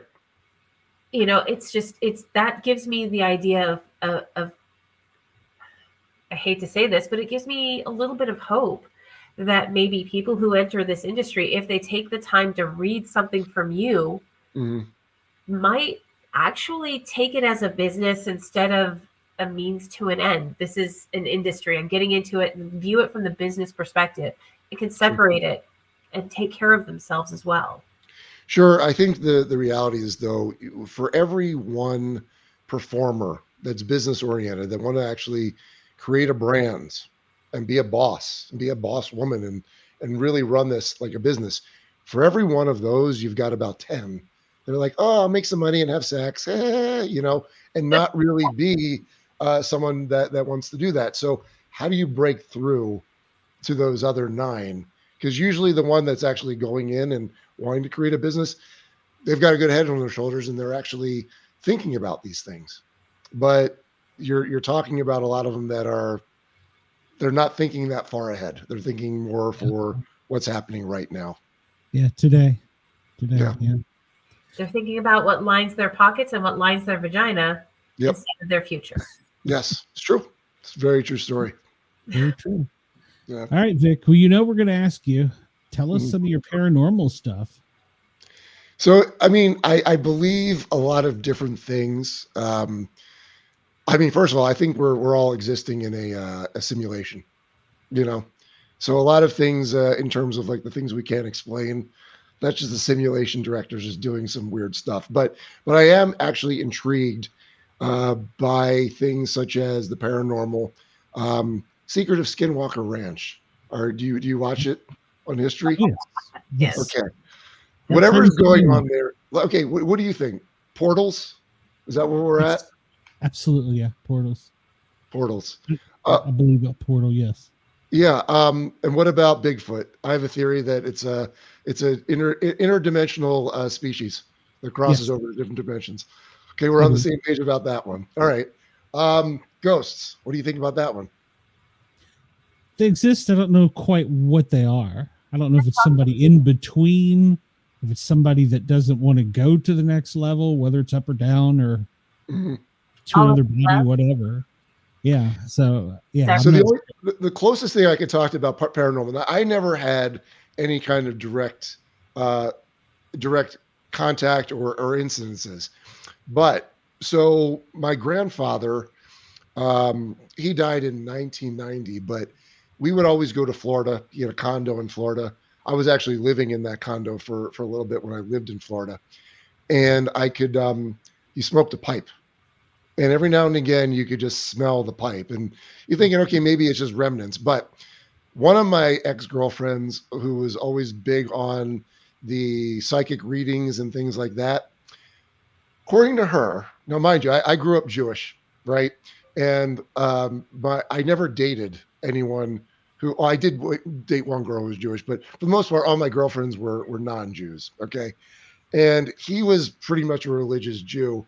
She said that when she was at that apartment, she saw him and he yelled at her. He said, "Get out of here, you shiksa." Do you know what a shiksa is? Yes. Yeah. No, you don't know. So like, but yeah, those are the words, and I was like, he would definitely have said that. And how does he know that information? So I think he was floating around there, even though I never saw any kind of direct evidence other than the faint pipe smell from time to time. Well, if you're not a sensitive, if you don't have that, then actually one of the most common things that entities can do is actually reach you through smell, because that's a little bit easier to manipulate, which sounds really weird. Yeah. It sounds bizarre. But being somebody who hears, I don't really see spirits, but I hear them and feel them. So there's like a bunch of different levels when it comes to that. So being somebody who hears a lot and feels a lot, but doesn't really see a lot, the most common thing that people don't realize is that those lingering smells, those things that might remind you of your grandma when she was cooking, that particular maybe smell of vanilla from your favorite cookies that she always used to make for you when you were sad. Yeah. Possibly, could that maybe be her visiting you and comforting you? Because it's easier to bring those. I mean, just think about it from a scientific level. You know, if you think about it from a scientific level, the things that create the smells they're much easier to manipulate. That's why they can make perfumes. Okay. So if something is out there, one of the easiest things to manipulate is going to be your sense of smell. So if you're not particularly sensitive, you're going to be able to smell more than you'll be able to hear or see or even feel. Right. Okay. I mean, I buy into that for sure. I mean, that's why we have perfumes, right? Right. That's what's easy for us to manipulate. That's what's easiest for us to bring back those memories and those emotions and those feelings. Yeah. Yeah.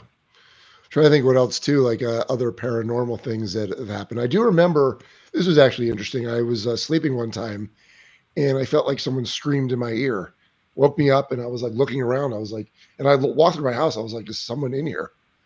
That's weird because like this house, no one's died in it. I mean, I would say that there was a lot of people who have been here from the industry who are no longer with us, a lot of them, but otherwise, yeah, I haven't really haven't had any more interesting experiences along those lines. Sounds like you do though. You have a whole podcast on it. Oh yeah, we've each got interesting tales.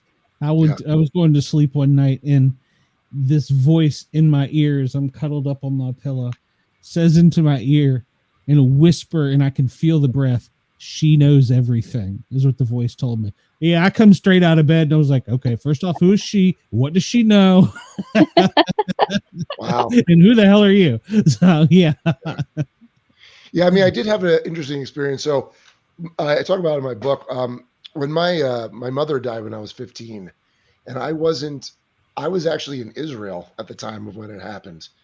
And I learned about, she had been dealing with failing health for a while.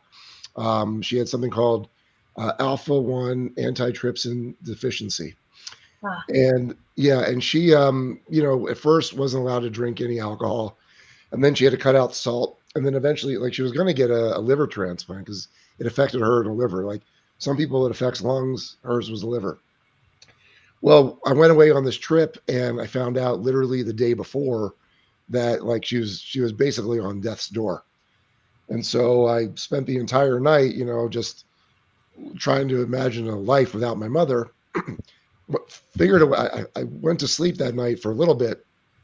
She did visit me on the dream. She said goodbye to me on a beach in the dream.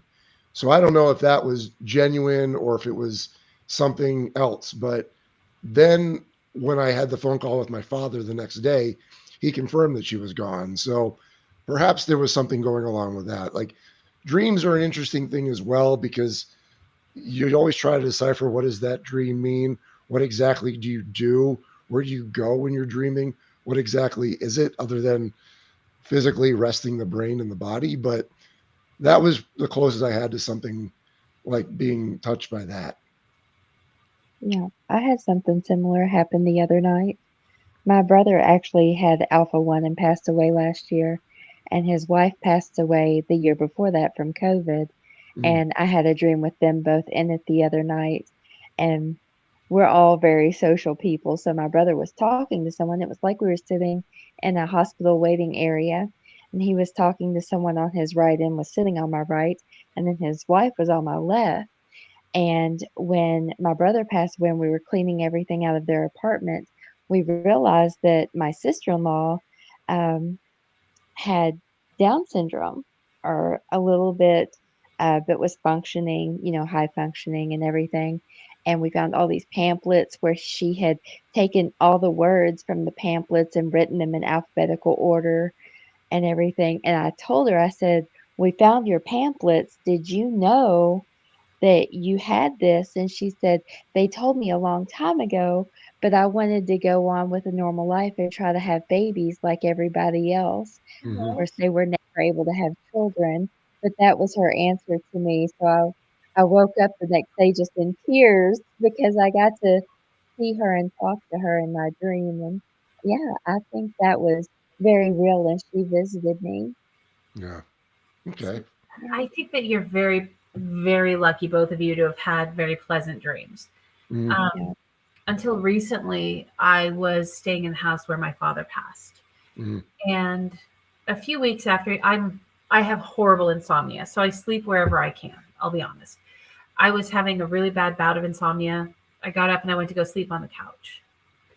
And I started having a horrible dream that I was being attacked Mm. and that I was being choked and I was being picked up off of the couch, over the arm of the couch, with my arms like being dragged up. It's really hard to explain. Mm. When I woke up in the morning, I'm telling my husband about it. And we start seeing like there's weird marks on me that don't quite make sense and that don't quite fit with what should have happened. Mm. So I personally feel that I was being attacked at that point in time. I don't really have very good dreams most of the time. Mm. That's unfortunate. Yeah. Mm. Unfortunately, as a first responder, my dreams aren't always pleasant. So, Right. I'm sure you've seen some things. Oh, yeah. yeah, but it's a job. I see Chris has a question about unscrupulous agents. Yes, Chris did ask a question. Yeah, so there's you can look him up. It was an agent. I call him Dr. Evil, but his real name is Derek Hay. He's actually in jail right now. But he was one of those agents that let's call him unscrupulous for sure. Yeah. So yeah, like trying to insert himself into scenes. But this was before he was a performer as well, which I always found that weird. It's like, okay, you're her agent, but you're also a performer having sex with her. How is that not a conflict of interest? You know, no kidding. Definitely. that's why he's Dr. Evil, Yeah. But yeah, so you do see a lot of them. For the most part, though, some of the agents that I met, or the ones I talk about, they seem to have the heart in the right place, But you do see a lot of that as well. It's crazy. You would think that would be a conflict of interest. Yeah, definitely. Yeah, no doubt. When you were doing the business, did you ever? I'm going to ask this for a reason. We had an author on that writes, and I did not know this. I did not do my homework as a podcaster. She did great research on Bigfoot. I knew that she had publications talked about it, whatever. She come on, and her name, she goes, was Honey Cummings on the screen. It wasn't the author's name. Okay. And turns out she writes cryptid, Bigfoot, aliens, werewolf, whatever, erotica, and like the spicy hardcore stuff. Did you ever see anything like that while you were in the industry? Sometimes the things that they would pass down to us, ideas and concepts, were pretty off the wall at times, because they wanted us to shoot things that would be good ad moments that they could put on Pornhub that people would click on. But as far as that kind of porn, the supernatural, to be honest with you, there was a time, compliance-wise, where we couldn't shoot a lot of things. Like, let's say, zombies. Couldn't do that because it was necrophilia. Or let's say if it was an alien. There's a certain point in time we couldn't shoot them because it was interspecies sex. Yeah. Or if someone was in a bear outfit, a teddy bear outfit, that wasn't allowed either, because that's bestiality. Like, I'm being dead serious. Like, we would have this whole list. I'm like, are you serious? They eventually, lightened up on the rules, but for a while there, I was like, what is going on here? Why are we dealing with all of that? But it's like the 12 dildos law. You can't own 12 dildos in Texas. Yeah, no. And the other thing too is, like, it's interesting. So you know what the fleshlights are, right? Oh yeah. Okay. So when I was moving studios from my old one to the new one, I had literally boxes and boxes and boxes of fleshlights, unopened fleshlights that the company forgot about. Like, they were supposed to be used as a giveaway during the live productions we had. And literally, when I tell you, there was about 200 to 300 fleshlights in boxes.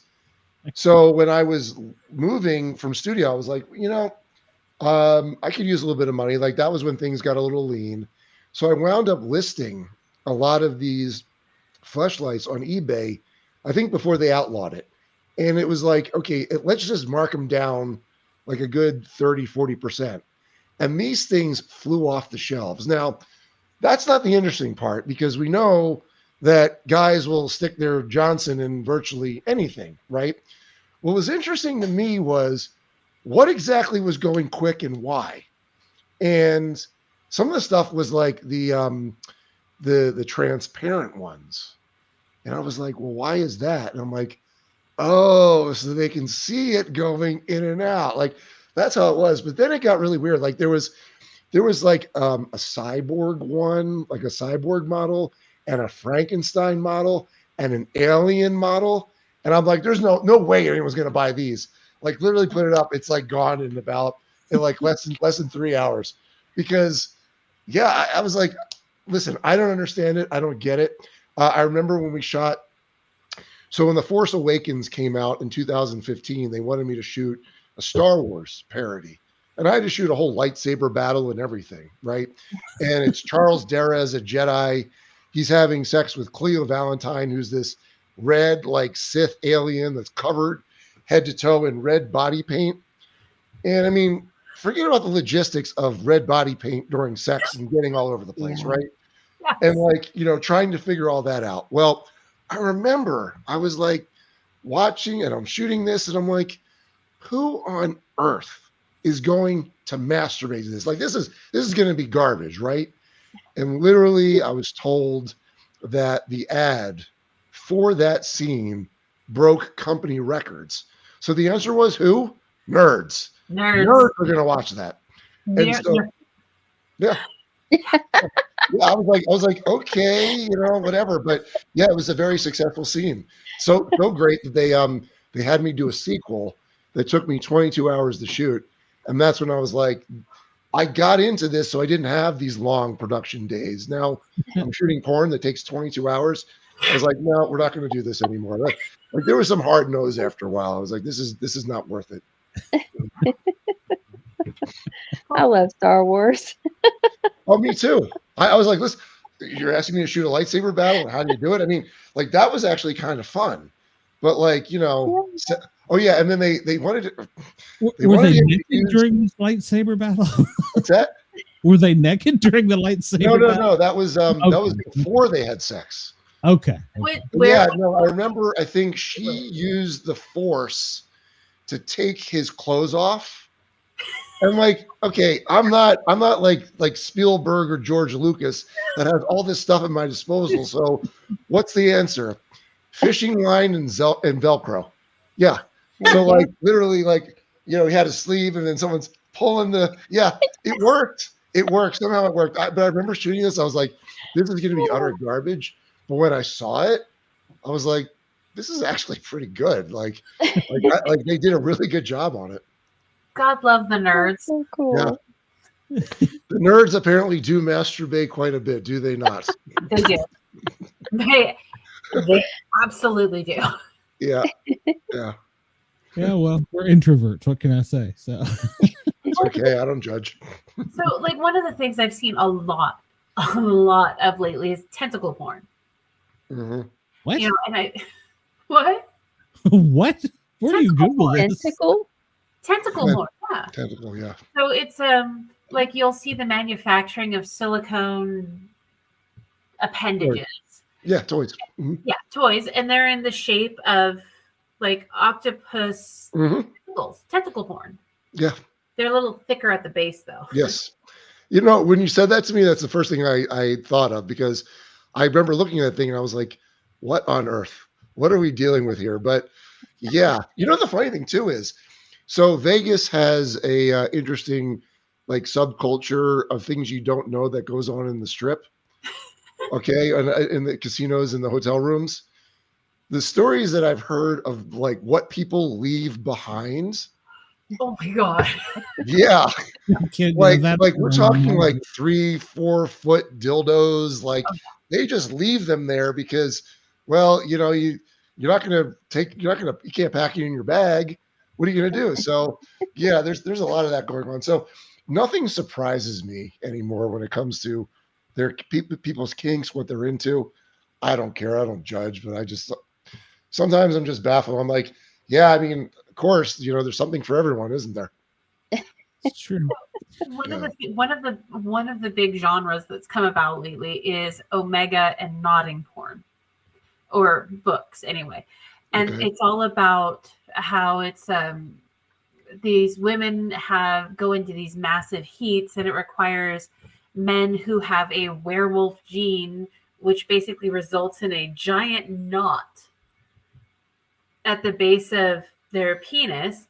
And so they have to knot with the omegas. And that is, right now, I'm telling you, that is huge, at least as far as the, written erotica books.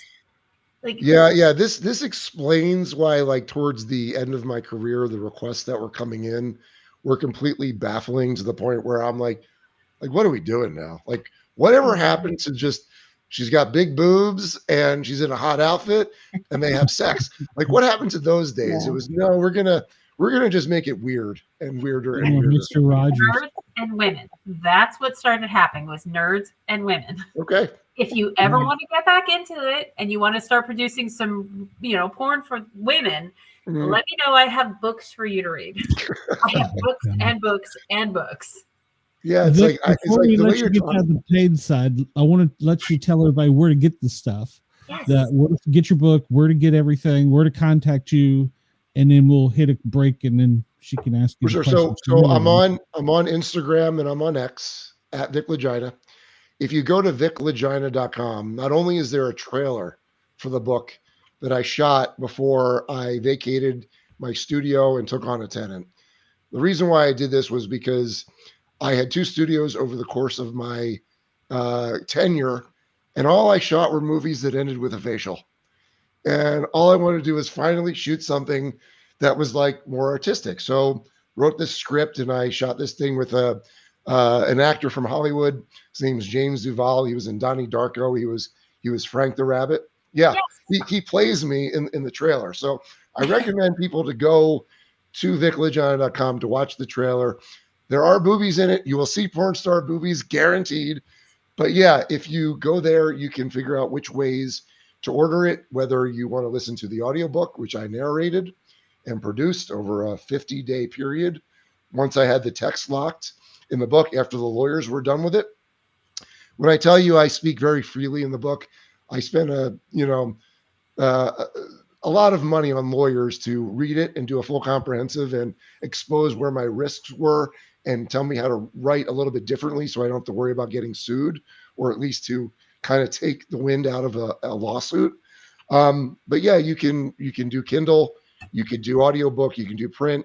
It's on Amazon, exclusively on Kindle and print. But the audiobook is all over the place, but I recommend going on Spotify. The audiobook, I think, is it's the one that goes down easiest because it's the most fun. The book is great.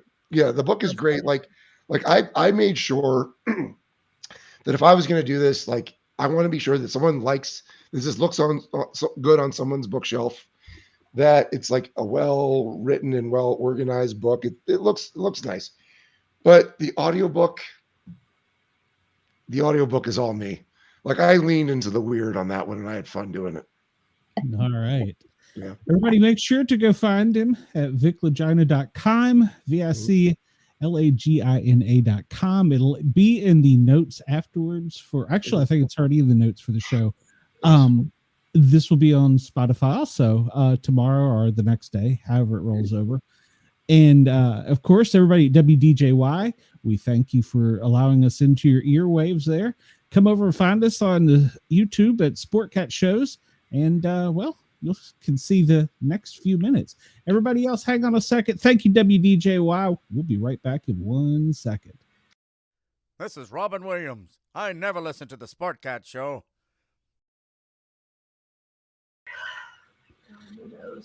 Okay, now Aaron can cuss. Oh, thank God. Fuck yeah. Okay, I have to know. Lagina, vagina. Yeah. Why? Okay. Why? I mean, why? Well, okay, so why not? Here's the reason why. So when I first got into the business, I had felt that, or I was under the belief that it was run by the mafia. So I needed an Italian sounding name so no one would fuck with me. But Vic was just not enough. So my buddy, in the book, he's known as the Senator. He's like, I think you should just make it Vic Lagina. And I said, you know what? That's actually perfect. Because my feeling was I never wanted to take myself seriously in the business because it's the porn industry. You can't take yourself seriously, yet a lot of people do. So for me, it was like, let's shoot something real quick, like a funny intro before someone has their wank, and let's just not take ourselves too seriously. So Vic Lagina embodies all of that. So is that also your porn name if you're going to do porn? Because as a child or whatever, mine was going to be Richard Rigid. Just call me Dick for short. Right. That was probably taken. I don't know. Of course, it'd be like that. There's supposed to be some sort of formula. It's like the street where you grew up on or something like that. Yeah, but that's boring. I think if you're going to get in the industry, you got to have a good porn name. It's like otherwise, what's going to stick? Well, Ron Jeremy, he didn't really have a good porn name. He just that's his first name and his middle name. He had a penis that went down to his knee, and he was furry. Yeah, the hedgehog. I mean, what more? Listen. My first day on set was with him, shooting. He was the fourth scene of the day, and I'll tell you something. I've never seen someone with such good control over his dick than anyone. Where he told his co-star, count down from 20. And she counted down from 20, and when she hit 1, blah blah, it goes everywhere. That was it. And he's given me a memory that I will never forget. After the shoot was over, he's in the kitchen eating cold pizza, butt naked.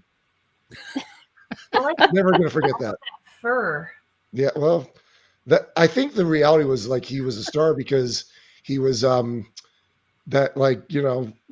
guy that was having sex with all these beautiful women. Yeah, he was a little troll man. Met him in person. he was in now. I remember I went to the porn convention in LA. Mm-hmm. Great time. Went with one of my very good friends, and I have big boobs. No, we called her Special K for a reason. Like she had like K cups, boobs, right? And somehow we wound up in a line to say hi, and he was like, "Oh my God, those are the biggest." Can I like? He had to motorboat her the whole thing. Yeah, yeah. His story ended kind of interestingly. Have you followed it? Not really. I was okay. So he was locked up in the beginning of COVID because there was literally decades worth of allegations of rape. Yeah. Sometimes with young, like these are allegations as young as like 14, 15 sometimes. Mm-hmm. So he was in jail waiting trial, and then eventually he was sent to the psych ward, and he was released on a compassionate release under the care of his sister, I believe. So he's not fit to stand trial. Apparently, his mind is no longer there. Was it syphilis? I mean, you that would actually be what I would think, but I don't think so. I don't know. I really don't know. I mean, he could be president, yeah. Yeah. Right? Yeah. Or King of England. Yeah. But, at the end of the day, porn when he started coming up through, it was a whole different thing. I look at it like, okay, so there was a movie in the 80s. It was called Angel. Do you remember that movie at all? Sound familiar, but no, I'm not familiar. Okay, so basically it's about a hooker. Mm-hmm. She is like I think she's 15, maybe 16 in the movie. So at night she's a hooker. Yeah. During the day she's, on the path to a college career at a private school. She has a full scholarship and all of that. And it involves a serial killer and all of, everything. I recently rewatched the movie and I was kind of like cringy. So bad. But I love horrible bad movies. Right. Taking a look at it now versus when I saw it when I was a lot younger, there's a whole different thing, because in the movie she's talking about how she's been on the streets since she was 12. She was a hooker from the time she was 12 years old. Right. And that would not fly in any movie in any way today. Well, in the 80s, a lot of times in the 80s and 70s, yeah, that stuff wouldn't fly today at all. No. Not at all. No, but for me, that's the prime example. Angel is the prime example of what will not work today. Yep. No, you're right. You're right. But there's a fantastic drag queen in it.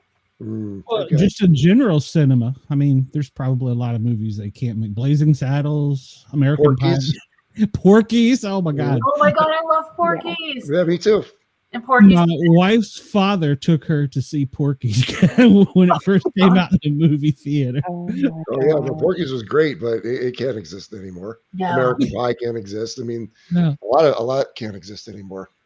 And sometimes I remember, like, I'll watch some things sometimes, and I'm like, did I hear just what I heard? And you're like, oh God, this is that's bad. It's a little cringy. So. Yeah, I mean, we learn and grow as a civilization, but it's some of the things that's funny because. Yeah, did you hear this? I still got the 80s in me. Did you hear the uproar of the girl on OnlyFans who had sex with 100 guys and how everyone's freaking out about it? Why is they freaking out about it? She did it in a day or something, didn't she? It was in a day. It was in a day, and it was a documentary that this guy produced that was observing. And I think the reason was she had a meltdown after it was all over, emotional meltdown, and people were like, "Yeah, this is wrong. She clearly has trauma and all that." I'm like, "Well, that very well may be the case, but here's the deal: she's the creator, she's the boss, she's paying everyone. You don't get any more consensual than that. So what is the issue?" And I was like, "Don't you remember, like, Jasmine St. Clair did like 300, and then Houston did like 620 back in the 90s? Like, are you not forgetting that?" So yeah, there's a lot of uproar going on right now that's I don't really quite understand, other than the fact that I think people were affected the fact that she was crying afterwards. I think honestly it comes down to the generations that we are living with now. Yeah. There was recently an artist that came on the news, and her art was that she let anybody do anything they wanted to her for 6 hours, and she was horribly traumatized. I'm like, really? You had that much faith in humanity that you wouldn't walk out unharmed and traumatized? Then you're stupid. Yeah. Yeah. Yeah. The other thing too is like, men will do anything. Yeah, I agree. Like if you're lining up for that, why? Why do you want to follow 99 other dudes? Like I don't get it. But I mean, at that point in time, it's just kind of like a slip and slide, right? yeah, and apparently when the dude walked in the room, like the guy, he said, "Oh, it smells in here." What did you say, Rundle? Can you imagine Rundle. Can you imagine the smell of 99 jizz sessions? Ugh. Yeah. Yeah, no, not only that, and I also think too that there has to be a definite hygiene issue going on there too.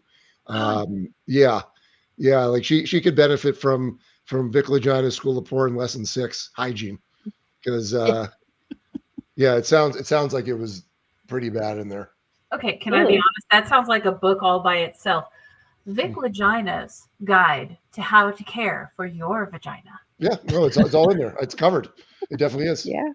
It's a topic that I'm very passionate about because there was a lot of incidences, not like just like on set and off, Well, so I mean, don't get me wrong, like men have little holes where shit gets into and stuff, but we have big holes. Well, okay, mine's not that big.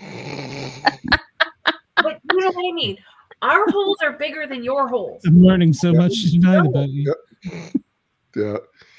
Let's not talk about my superpowers. We'll talk about those later. But we have holes that men put stuff in. Our body care needs to be a whole different level than men. Oh yeah, no, there's a pH balance factor that gets thrown off by virtually anything. Unless you're sounding. Unless you're what? Sounding. Okay. Sticking rods in your pee holes. Right. What? But you don't know what sounding is? Apparently, I've lived a very sheltered life. Oh, so it's a whole thing. So they have these little rods. Usually, sometimes they're glass, sometimes they're metal. It all depends on who you're talking to. And with the right lubrication, you stick them in your pee hole. What? Why? Yes. I don't necessarily know why, but there's paramedic. My first question is on purpose. Yes. And sometimes they're electric. Yeah. Like I said, it goes back to there's something for everyone, isn't there? Holy cow! Oh no! Google it. It's for real. I might not Google that one. Yeah, that one I'm not going to. I can guarantee it. Yeah. That doesn't sound good. No. Chris wants to know, how do you know all this stuff? Why do we ask these questions? We should just accept it. Yeah, I guess. Well, you're from California, Has nothing to do with that. It has to do with this. Oh, okay. Yeah. I was said, there's fairy porn, tentacle porn, electrocution porn. All of these variations of what winds people up for sure. I like it all. It's fun. Did you ever work with Jada Stevens by any chance? Yes. She was always an anal girl, but anal. That's all I really remember. And that was probably late, early, 2009, 2010, 2011 is probably when I shot her, around that time frame. Is she one of the ones that's got her head screwed on right, or is she? Don't know her well enough to say. I'll tell you this. Well, you probably know her real name, having signed some paperwork. She went to school with my daughter. Okay. And so they would hang out here. And then later in life, I was like, oh. Yeah. No, she's made a good career for herself, so good for her. She has. Yeah. She's gotten out of this little small town in Georgia. So okay. I've heard good things about her in multiple ways. But really? It's the internet. You can Google anything. I can give you some really horrifying subjects if you would like to. No. midget porn. Did you ever do that, Vic? It's funny. There's a guy. He actually died of fentanyl. Okay, he was a little person, and back in, I'd say this was during second ownership. They were a lot cooler in terms of concepts and allowing us to do whatever we would want. And I was like, for Thanksgiving, or not Thanksgiving, for St. Patty's Day, it would be great to have a leprechaun. And let me tell you something. He was a tough negotiator. Like getting, like, all I said, I go, dude, all I need you to do is like eat her ass and her vagina. And, the negotiation was probably harder than negotiating peace in the Mideast in terms of dollar amounts. But his big thing was, well, I want to have sex with her too. And I'm like, well, it's just this. So that was the only time. The other time I would say it was like this. I mean, she looked like there was something going on, but she was like a bodybuilder, and she was like a 56-year-old black woman that was like kind of really short, and it's Charles Dara again. And he's like, the thing about Charles Dara that I always loved was he's like, I'll do anything once, try anything once. That was kind of his deal. And so he did. And that was again, when I was trying to figure out, what are we doing here? Like how far off the tracks are we now? Like what happened to this industry? Why I was like, I'll shoot it, I'll collect the paycheck, but I have no idea what I'm doing at this point. Yeah. You also had to sit at the end of it and put it all together for one sold product, right? Well, no. So I never edited. I shot it well, so the editor wouldn't have to deal with it. At the end of the day, it was either shipped when we were shipping or uploaded to their central system, and then they would edit it after that. So, I mean, the editing. Holy Jesus, those poor people. Tell me about it for the Misfits every Saturday. Tell me about it. Yeah, no doubt. For a podcast to make it FM friendly. Oh my God, we need a porn editor for the Misfits, please. If you know anybody who wants to come onto the Saturday show, I am there. I will take the day off. I will be there for the porn editor, please. Yeah, well, I'll tell you this. I used to be an editor, so I knew how to shoot to edit. So anyone who ever shot my stuff, it was very easy. If there was a cut, I'm literally in a close-up now. If I was in a wide shot, now in a close-up, literally just cut out the little bit in between. People loved editing my stuff because it was all pretty much shot to edit. That's great. I'm just going to say that thing right now. You talk about shooting, in porn. Maybe I'm tipsy. It's very, very entirely possible, but I'm just like, the jokes write themselves right now. Yeah. To get that amount of substance, I think they have to have a special diet and take proteins. Yeah. I've heard pineapple juice at least helps a little bit. Pineapple juice helps with the taste. If you want to have voluminous pop shots, you eat celery. What? Celery. Yeah. Huh. So if you eat celery and pineapple juice, well, every woman's going to be happy with you, apparently. That's a meal for a day right there. Yeah. There you go. Interesting. Yeah. I will take a note of that one. But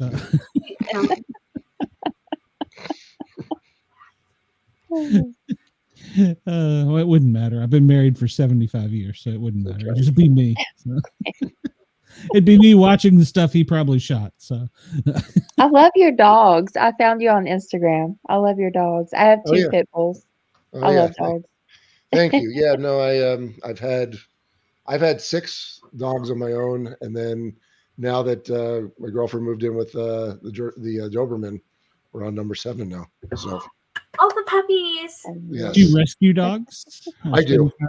I used to get when I had my German Shepherds, they were from breeders, and I stopped doing that after I got the German Shepherds, and I just started rescuing because we all know why. Every dog needs a home, and there's some great dogs out there.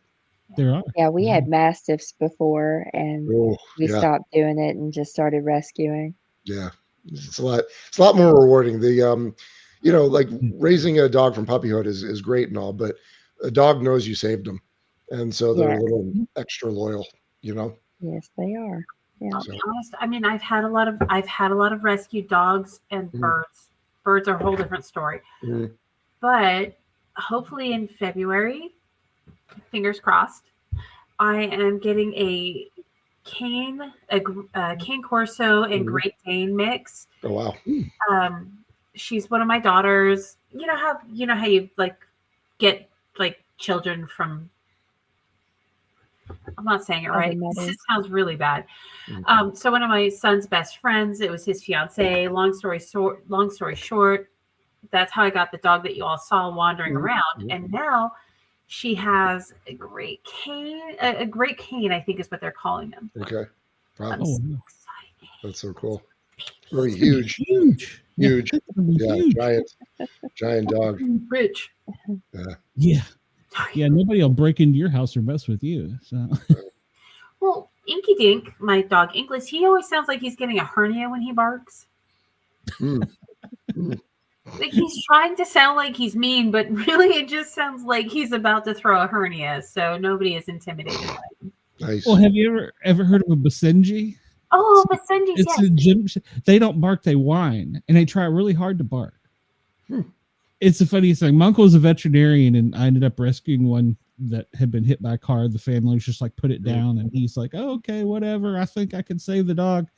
And he had a heart of gold. He never would. He'd tell him, he's like, I took care of everything for you, wouldn't charge him, and he'd save the animal and let somebody come in the back door and take it. You know, he didn't charge a thing, but they whine, like, and they really act like they want to be a badass dog, but they just whine, and it's funny. If you were breaking in, you'd just start laughing. You would be like, what the hell's wrong with this dog? Nice. So the husband tells me I'm not allowed to have, too many animals, because me, being me, I would adopt the raccoons, possums, the bobcats, the tigers, the lions, all of them. He says, hey, that's not a friend. I'm like, it's friend shaped. It's friend shaped as my friend. Happiness. It's true. Chris says that he can't wait to listen to your audiobook. The porn stuff is very interesting, but being a business major in college, I have enjoyed his insights into the business side of it. Well, I think I appreciate that, Chris, and I think go along for the ride. You will not regret it. It's a fun one. I was going to say, I heard a rumor that there were different levels of reading. I don't know if I'm saying that right, but you had different tones because of different things. Okay. Yeah. So you heard correctly. So, okay. I've been very honest about, my drug intake and everything else. But when I was recording the straight narrative, which is everything, 37 days, no alcohol, no weed, just, I wanted to be as straight and as sober when I was doing it. And it took me 37 days to do all that. Now, my alter ego talks throughout the book. And that's when I decided to break sobriety, because I needed to have different kinds of reads for him. He's got a certain name in it. So the first read was a little bit of weed, a little bit of wine, very mellow, very chill. And then a guy who deals fentanyl-free cocaine, he runs it through a spectrometer. I told him, I said, look, I just need a scotch. Just give me a little bit. And so he did. And the second read was more of a Coke read and a little bit of booze. And then I figured I had everything I needed. And then Sunday morning comes around and I'm like, I think I need an acid read. So I dropped a hit of acid and I recorded for 2.5 hours straight, just all the dialogue. And I had every version of it. So 40 days of recording, 37 totally sober, 3 completely off the wall, and it does add to the experience for sure. So I'm going to be honest, I love your voice. Well, thank you. You have a fantastic voice. The tone, the cadence, you've got that thing. Yeah. I just want you to pull my hair and call me a Oh God. I'm going to turn red right now. Thank you. It definitely helps. It was, people had said, especially the woman who designed the cover, I would talk to her all the time because I wanted to get it perfectly. And she goes, I really can't wait to read this book. But she's like, I want you to read it to me. Yeah. And I was like, okay. So that's what got me to do it. And I kind of keep weird hours, but during that time frame, I would sometimes, my alarm would go off at 2:00 in the morning, and I would be recording at 2:45 in the morning, because at that point in time, even though my brain wasn't really working, the rawness of it really came through in the whole recording sessions.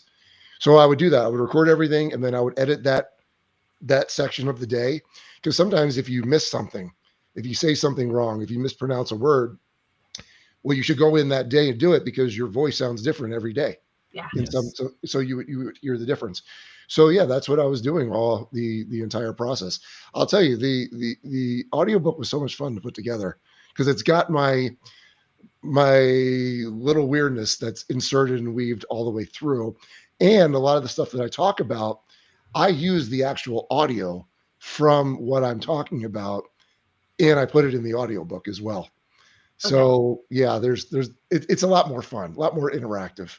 I absolutely need your audiobook, because I'm going to be honest, you have that, like, you have Careful, Vic, she's going to be stalking you.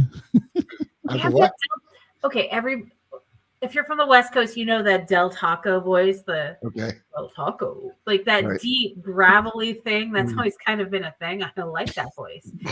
You got it, and I want to hear more of it. So mix that in with some porn. I am there for this. I think you'll enjoy the journey, and you'll have fun. I mean, this whole process of writing the book took 8.5 years from starting to write it. Because a lot of times, we would shut down because there was someone popped for HIV. So I would have time to catch everything up and get myself up to speed. But my story wasn't over yet. So the book was not done yet. And then once I thought it was done, I still had another year of editing before it finally came out. Because I wanted to be sure, if I'm going to release something to the world, it has to be good or great. There's no in between. So the work was put in. So that's why 8.5 years of my time to really get it all done. So a lot of heart, soul, blood, tears, all of it. It's all in there. Jizz. Yeah, jizz. Yes. But I really feel like this is your passion project. And yeah, it was. I honestly, I think one of the things that I personally struggle with is that I just don't have as much passion for something. It's hard to find. Yeah. Really, really is hard for people to find that level of passion. Yeah. Like, talking to you, experiencing you, you really, and it's not so much about the porn industry, it's about exposing and detailing what you lived through and what other people live through and how to help people. That's your passion. And I can feel it, and I want to hear it, and I want to experience it. And I don't mean that the dirty way, because I'm normally really dirty, but that I don't mean that way. Well, I felt like it has to be human. It has to be a human experience. And the only way you get that is by being brutally honest. I mean, I'm brutally honest about the business, but I'm brutally honest about myself more than anything. And I think the reality is that if you write a story or a biography that's all about successes and not the failures and not the downtimes, it doesn't read as genuine at all. So that was the whole point of me, let's just write exactly how you want it to be. And I felt I accomplished that. I mean, people say that at the end of the day, history is written by the winners. Can't argue with that. Right. But now, in the modern era, there's so much more history that can be told from a different perspective. And I can't just look at the history of porn from, Pornhub, was it Porn MD, Brazzers, and things like that. You're offering a different voice. Yeah. You're offering not necessarily the voice of the victor, but the voice of reality. This is what you experience. Yeah. This is your truth. This is the truth of so many people that you've talked to and worked with over the years. Yeah. And I really I think, and I think that's a reason why a lot of people in the industry are probably not happy with me, especially, because look, I worked for the porn monopoly pretty much, and we didn't part on good terms, which is unfortunate considering how much money I made them and how we were together for 16 years, which is kind of unheard of in porn. People don't work for the same company for that long with all those different ownerships. But I did, and it just didn't end well. It was like one of those divorces that, it's going to get ugly. And so because a lot of people need the porn monopoly to work, they kind of shun me now. But that's okay. Because you know what? The truth is, the people in porn were never really my people. I never felt comfortable or like at home with them. If I was ever at a porn function, I was like, this is just awkward as hell for me because I have nothing in common with a lot of people in the industry. So that's why I felt okay about, nuking the bridge and not ever wanting to go back. Who did you feel comfortable with? I'm sorry, I didn't mean to interrupt you. No, I mean, when here was the deal. When I started getting away from the cocaine, I would then go like to music festivals all the time. And I met my people there, I mean, a lot of my friends from like summer sleepaway camp when I was a kid, they're still my friends, but, people from college, people from high school, lost touch with all of them. And I just never really felt at home in porn. I mean, I was in my bubble out here in Vegas as opposed to being in the Valley, but I just never really felt like, had anything in common with them.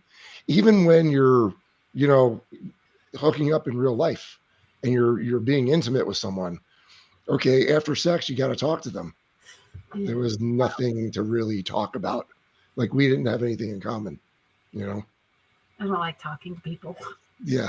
But I mean, that's really it. The post-coital conversations were like, okay, what do we do now? Yeah. Awkward, and that's how it always was. Awkward. Completely off topic. If you're from Vegas and originally not originally, but before that, the Valley, have you ever heard of Wasteland Weekend? Uh-uh.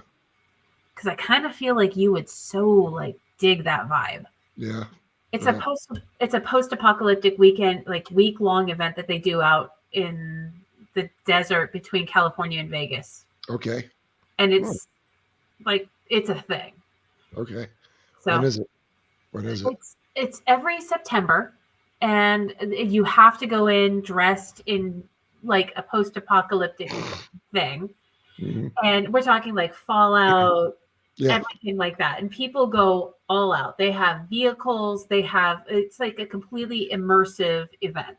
It probably did that Tommy Gunn, because he it was like a welder and did all these things, and he had like this like apocalypse vehicle. So he probably went to that thing knowing him. It sounds that name sounds very familiar. They even did the most recent Mad Max movie when they did their premiere in Hollywood. Okay. They asked one of the tribes from Wasteland Weekend to come out with their vehicles and do a huge thing. And they took over like Hollywood Boulevard. Wow, that's cool. When they did it. That's really cool. It just seems like something like that you would vibe on. Yeah, maybe. Who knows? Who knows? Well, I'm smelling tacos that my girlfriend's making right now, and I'm getting really, really hungry. I'll eat. Well, yeah. Vic, we appreciate all the time you've taken with us. And of course. If you ever want to come on our Saturday show, it's still FM friendly, but it's more of a comedy banter back and forth. Feel free to let me know. I'll send you. Yeah, I love doing these. They're fun. They're fun. I mean, I've got my rig here, and yeah, I've got a bunch of these lined up this week. I got 2 tomorrow I got to do. So gotta rest the vocal cords. Oh, yes, sir. Well, thank you so much. I appreciate it. And we'll invite you back, especially if you do a part 2 to your book. So yeah, no, I mean, anytime you need me, I just reach out. You know how to get a hold of me. Yes, sir. But this was a great conversation, and I appreciate you all. I really do. All right.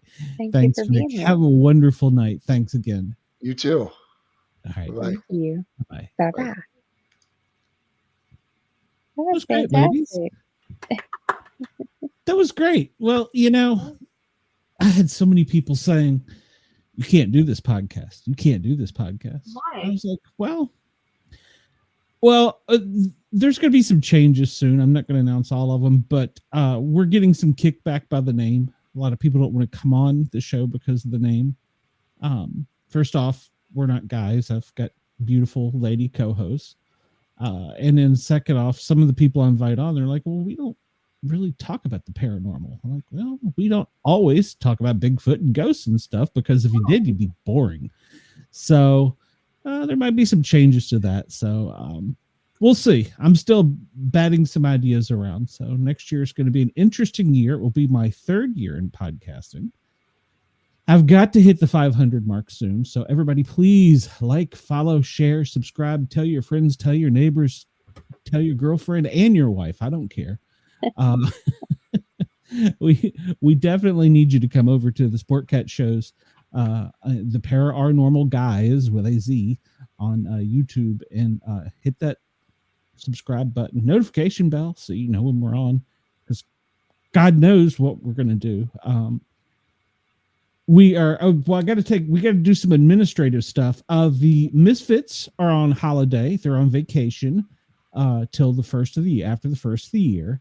And that's simply because of the FM radio side. So they're on holiday.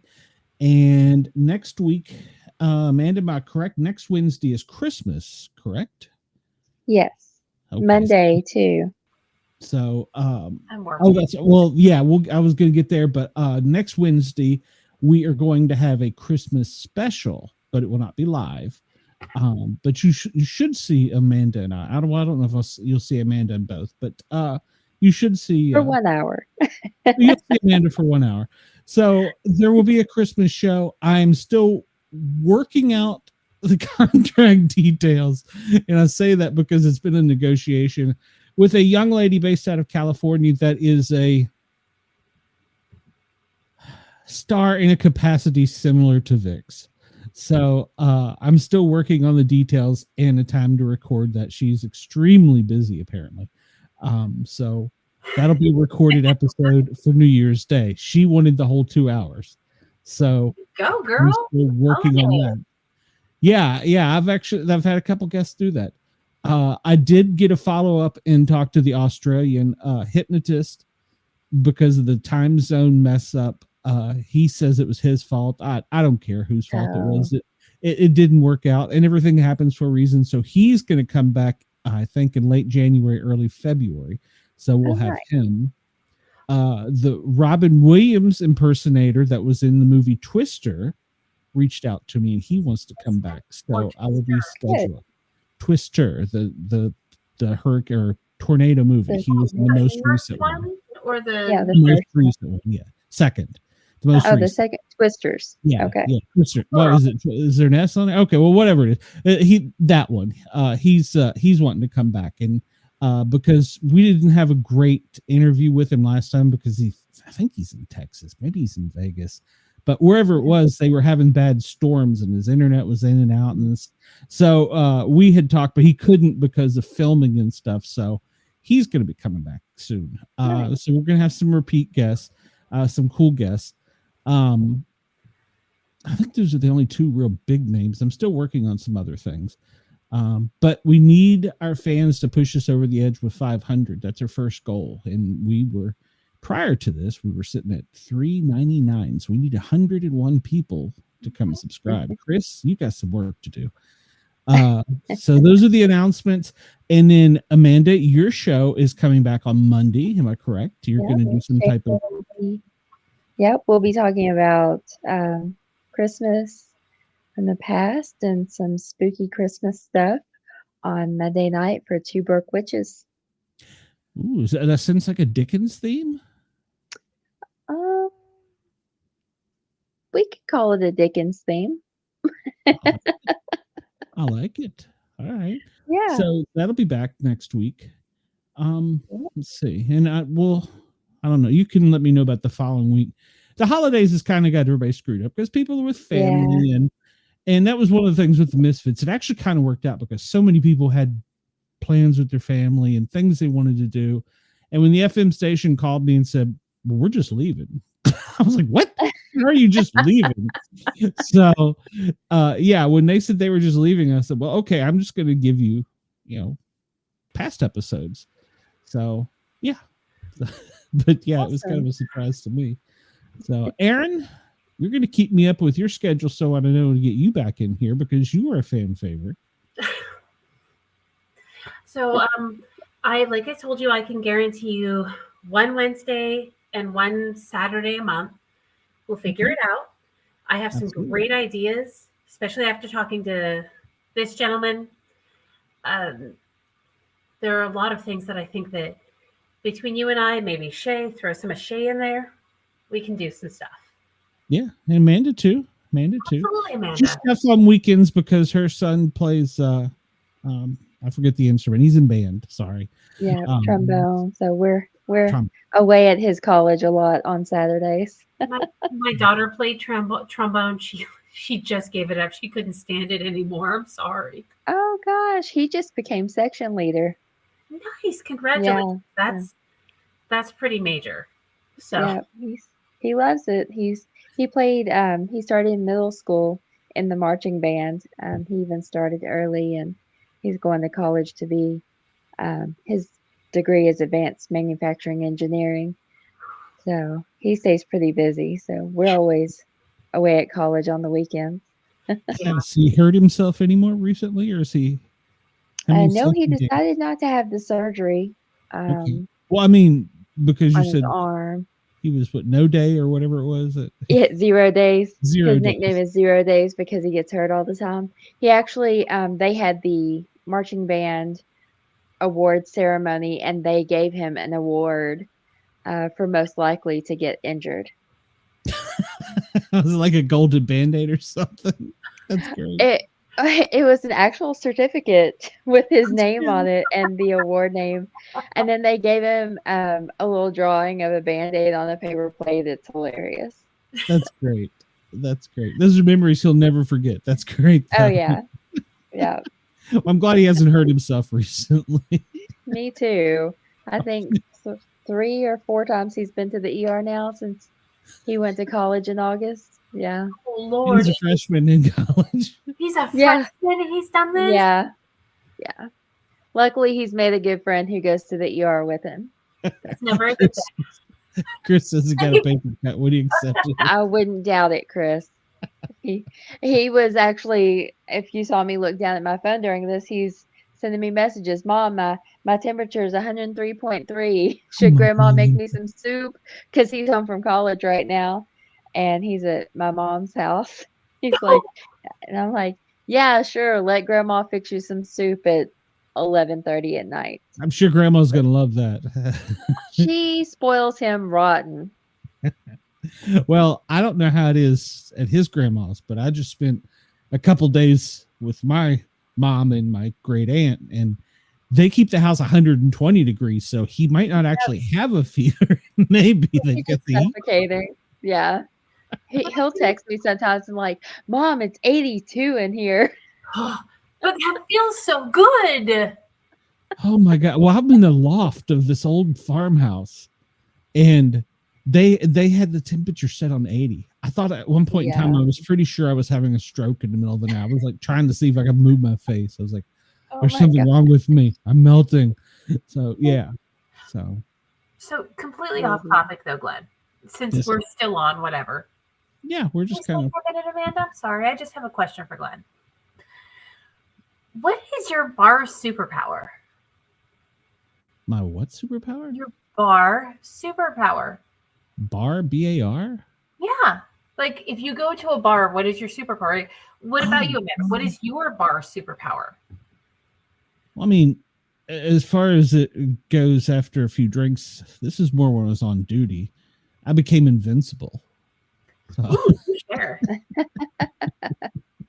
I have been told that I would be willing to take on pretty much any task at any time for any reason after some Jack Daniels. So fair. But that's been a while. So now that I'm old, I don't know that my power is probably to have a headache and limp out of the bar. So yeah, I was gonna say before I was married, I could leave with a guy anytime. I'm not gonna comment. You're both married, so And I'm going to meet both of them soon. I have So. permission. Okay. I don't know.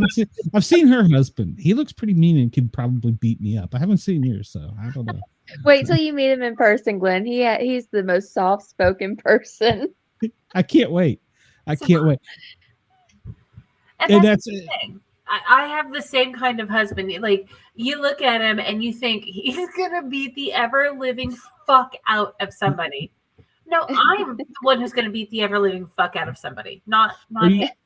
You're the kind of wife that starts the fight and then looks to him to finish it. No. Oh, okay. Abe is like, don't you flip them off while driving, because then I'm going to have to step up and take care of it. And I'm like, do I look like I need you to step up and take care of it? Oh, fucking shit. No. Okay. There's been many times that I have left a mean girl crying on the curb because she couldn't handle her shit. I mean, I am the person. I'm going to start it and I'm going to finish it. Let's go. Let's do this. I don't need husband, boyfriend, whatever to step in. She might. The other party might. It's usually like two guys. I drive a huge pickup truck, and it's usually like a dude in a pickup truck, you know. And he's like, "Don't." They have the smallest penis. I'm like, my truck is bigger than your truck. Let's be honest. Your chesticles are like 5 times as big as their testicles. Her breasticles are amazing. So I've looked from afar. Chris, yes, I do. I do. I start it, I finish it, and then come back around just to laugh at them. That reminded me, one of my friends in Tennessee, he was dating, it's his wife now, but she was from Chicago and had just moved to Tennessee. Hated it. And she had the Chicago attitude, and we were at a party or something, and one of the neighbors was like telling them to turn down the music or something. She's out in the front yard just screaming, I won't turn it down, I'll kick your ass. And then she turns, looks at her boyfriend, I won't say his name because he's a real good friend of mine, and he turns, looks at me, I'm like, hey, mine, I'm out. We'll see. But the Chicago way is to yell and bitch until you get your way. The Tennessee way is to say, hey, I'm so sorry you don't like that music. Would you like to come over, have a drink, and we can talk about it? And then you get them so drunk, they pass out on your lawn, pissing themselves. Then you take pictures and post it to the neighborhood. The neighborhood app. Never done that, I swear. I live in the middle of nowhere. I don't have to worry about it. I could walk out of my house right now and scream as loud as possible, and no one's going to hear me. Don't walk outside naked, because Greg Ogles may have a camera, or Wendell may be out there. So Wendell will be out there. I don't know about Greg, but Wendell, he'd be stalking. I have to watch out for Amazon. I order too much stuff. You're sitting on the front porch naked near the Amazon. Wait. It's going to be my disguise when I sneak up there. I'm going to put on a little safety vest. No, I swear I'm just from Amazon. I don't care that you're naked. I swear. Just let me see it all. Just here to deliver my package. I mean, check out the package. I mean, I got to go. Wait, hold on. Stay still. You need a facial. I was Three, to ask him. 1. What time did that change? Because I remember there was a time when the thing was pulling it out at the last minute. Yeah. And then it switched to the facial, and now it's finishing inside. When did? Oh, so it's all about the come down. Sure, but why and when did it change? I don't understand. Honestly, it's a man, like, in my opinion, not that I know men or anything, but it's like that possessive thing. Like, you're marking your territory, and it started off with, okay, I'm gonna jizz all over your tits. Ooh, boobs. Now next you come from Japan with bukkake, where it's all about jizzing all over your face and in a cup, so you make you swallow it and stuff like that. And then now, think about it. What is the ultimate possession? Really? I was waiting on Amanda to answer. Like I'm left. You know me, Glenn. I'm sitting here just enjoying the conversation. I feel like a straight woman trying to have sex with a gay man right now. Jesus. I told you I've led a sheltered life. I've never done that, I swear. Well, I mean, I don't know. Come on. There's this one time I didn't know he was gay. He didn't know he was gay. It just didn't work out really well. Anyway, so what it comes down to, it's about possession and about marking your territory. And at the end of the day, psychologically, where is the ultimate place to leave your seed? And know that you've left it. It's deep inside the vajayjay. So, like, he comes inside, he pulls out, like, there's a visceral acknowledgement that you just left your shit inside of her. Not shit in the literal term, but you know what I mean. I guess I just never thought about it. I mean, I think about stuff way too much, and this is why I should probably not be on a podcast. Did you take psychology by any chance? Which time?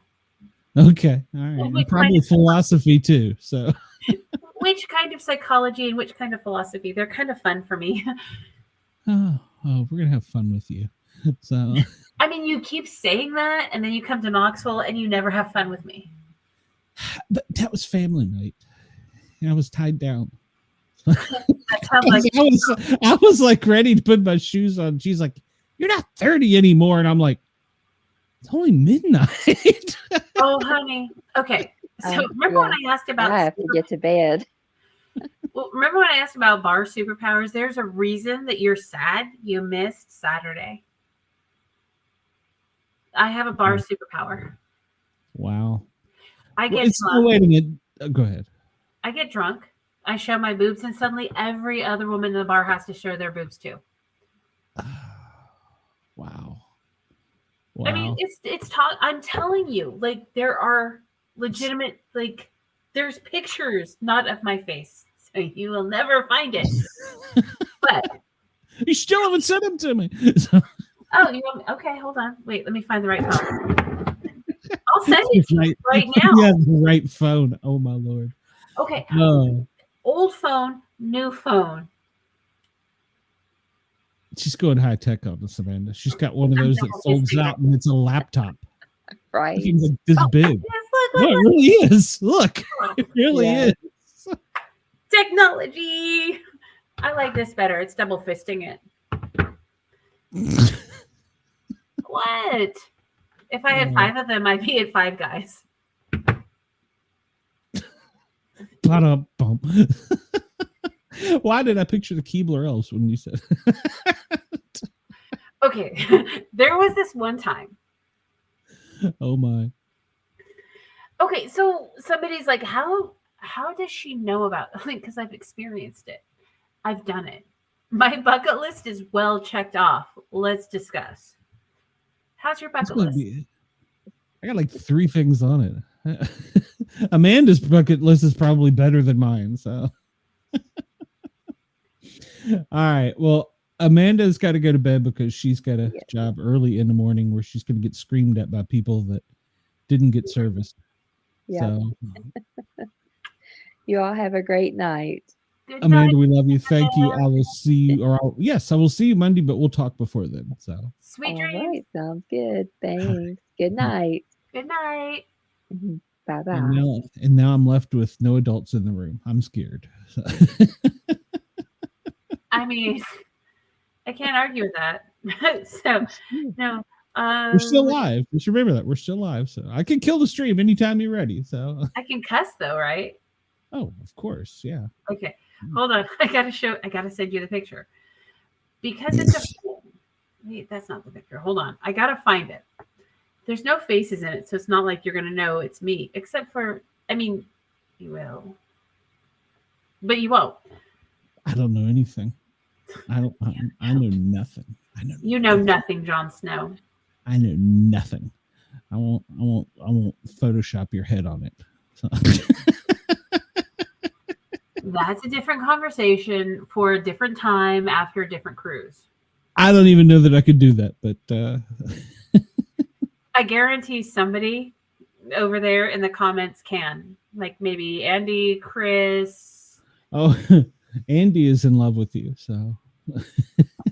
You said that he wasn't. Well, Is he in love with me now? he's in love with you.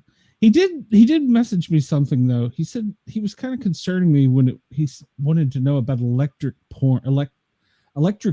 porn, and if you knew anything about it. Oh my god, electrocution porn. No, for real, it's a thing. So how does Andy know about this and I don't? You're sheltered. That's true. Chris says, please don't kill the stream until a picture gets sent. That would be a super chat, Chris. Hold on, wait. Where is it? I have to make sure I send it to the right person. There's some people here I don't want to send it to. Well, I would hope there would only be one sport cat in your phone. So There you are. Oh, mercy. That's what I hear that a lot. All right. So we're looking at. Okay, it hasn't come up on my phone, but It will soon. it's going to pop right up. I'm still kind of stuck with electrocution porn from Andy. Okay, hold on. So this will be my reaction video. Oh shit! Wait a minute, still drawing. I feel holy cow! There's more than one. How does this happen? Superpowers. Did you know them beforehand? Wow. It's like for like 20, 30 minutes. Those are some nice ones. Thank you. I mean, that's some East Tennessee's finest milk jugs. So yeah, that's and Pierce too. Oh wow, tattoos. Wow, I'm impressed. I have a superpower. I get everybody to expose their titties when I'm drunk. Men too. Just what I like. The big. Well, never mind. We'll leave that alone. Oh, no. You tell. You like the what? Just the big. You can like a pencil eraser. You can chew on it. So. Hold on, wait. Making sure I'm looking at the right one out of the three. I mean, it's a good question. I'm like, wait. Well, one was Pierce, so yeah. that eliminates a third. So one was smaller, so it eliminates the other 2/3. Not necessarily, because smaller boobs might have bigger nipples. Well, I meant size-wise. Oh. For process of elimination. So. Oh, okay. Yeah, I got the big boobs. Yes, you do. Oh, I'm glad nobody listens to my show. In one way, I'm almost embarrassed. So. I mean, Chris is listening. Chris is listening. Chris is one of our favorite fans, and I'm glad. Him, Wendell. We had even what's his name was in the chat tonight, Bobby Dizzle. So he came over. Bobby. Yeah, he came over and give us a little thumbs up there. Well, I hope he did. So I was a little concerned. I was like, uh-oh. Well, he has to work early in the morning too, because he's got that secret squirrel government job. So do I. But I also have, wait, hold on. Where's the smoky? This way. I always have a problem with this. See, I put this up just for Bobby. I love it. Just because I have to fuck with him. Because Alabama sucks. Yes. Damn right. I'm listening, watching, and imagining. Oh, the things I can do. Chris, they're magnificent. I know nothing. I don't know what you're talking about. You know nothing, Jon Snow. That's right. Well, send me your schedule. We'll get you figured out. And if I can schedule you in the New Year's Day one together, I would like that. So, but let me check my email. Make sure she hasn't emailed since the show came on. But she is. I wonder if my emails are getting thrown in with. Yeah, I don't see a message from her with like a bunch of fans or something, because It's like every third day she answers me, so it's like she's going through it. So Yeah, it's probably getting sorted in and amongst a bunch of like. Ugh. yeah, well, there's a lot of that. There's got to be, and I started to send her a message on Facebook, but I didn't want to come off as a creeper. So I hate to tell you this, Glenn, honey. No matter what you do, you're gonna come off as a creeper. Well, she's a podcaster too, and she's an influencer. She's a model. She's multi-talented. She owns a photography studio in Ventura. So I mean, I like her. She's very talented and she's very educated. I've watched and listened to some of her shows. You and her would probably make me turn 5 shades of red because I think her podcast talks about sex. I think that's the name. I think she calls it a sex cast. I mean, I'm just saying that if you are ever interested, I have knowledge, experience. Well, okay, that makes me sound like a fucking whore. I'm not a fucking whore, but I know my shit and I'm willing to spread my wealth of knowledge. You know what? Next year, there's going to be a little rebranding and we could do maybe an episode a month of you educating me on something I didn't know about, because let me tell you, there's a lot apparently I don't know about. Have you ever heard of ghost porn? No. Ghost porn. Oh my God. Oh my God. Is this like when Wonder Woman was getting nailed and Superman flew in to hop on top of it and he actually hit the Invisible Man in the butthole? I mean, pretty much, but like without superheroes, a more ghost penis and woman vagina. Okay. Ghost penis, pussy. Woohoo. We would have to keep it off Facebook, but we could keep it on YouTube and then we could roll it to Spotify and Rumble, of course. I have no idea. You're saying words right now, and that is so outside of my purview. Well, there you go. So yeah, we could call it like educating the cat or something. So. Oh my God, yes. Because it's always good to teach your pussy new tricks. It is. And trust me, there's this like thing that came out a while ago. It's called Tracy's Dog, and there was a review on it. For real. Did she have sex with the dog? No. It's a toy. So trust me, Google this shit up. It's called Tracy's Dog. Google Tracy's Dog review. It is the funniest shit you've ever read. Seriously. Okay. And I will do that. It is the realest thing you've ever read. Yeah. Okay. Let's put it this way. I got one and I almost gave myself a concussion. Okay, I'm definitely gonna. Chris is Googling this as we speak. Chris, Google this. It is amazing. If you have a woman in your life, give her this. It's called Tracy's Dog. Give her this, and she will appreciate you in ways you've never been appreciated before. Okay. Well, can I get one in time for Christmas? I don't know if Amazon works that fast. I mean, sometimes they do, but I don't know if, like, in this case it does. But Amazon sells this? Yeah. Oh, my gosh. That's how I ordered my first 2. I did not realize that Google, Chris says he has to raise his Google search history when Aaron is on. I did not realize that you could get that stuff at Amazon.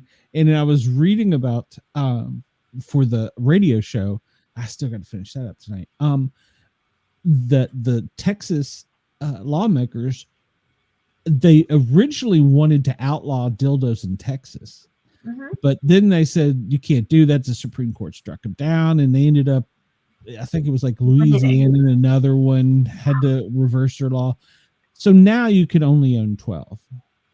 So I don't know who goes and counts them, if that's an official police officer's job, but it probably is because people are dicks. But also, if you ever get like shop from like, God, what was that child slave labor site? Temu, the Chinese site. Yeah. if you ever notice, they don't call them sex toys. They always have other euphemisms for them and things to make, and it's never in the actual shape of a penis. It's like the dolphin tickler, and it's all sorts of other stuff. That's because it's actually against the law in China to manufacture penis-shaped things. Really? Yeah. Really? Yeah, we may have to have a show called Educating the Cat.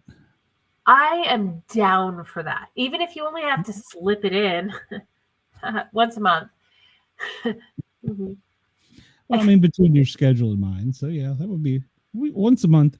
See, I don't like saying we're going to do a show every weekend and not being able to do it. And it's rough. And that's why I told you, like, I can only guarantee certain. Yeah. Yeah. Like, if it's during it's bugging me about the Misfits, but it worked out because of the radio station. So if you ever want to do like Educating the Cat, I got you. Okay. That's a whole lot to take in. Ooh, I have a new wearable panty vibrator. Okay. So I have problems with wireless remotes, and it involves people dropping them and bar servers picking them up.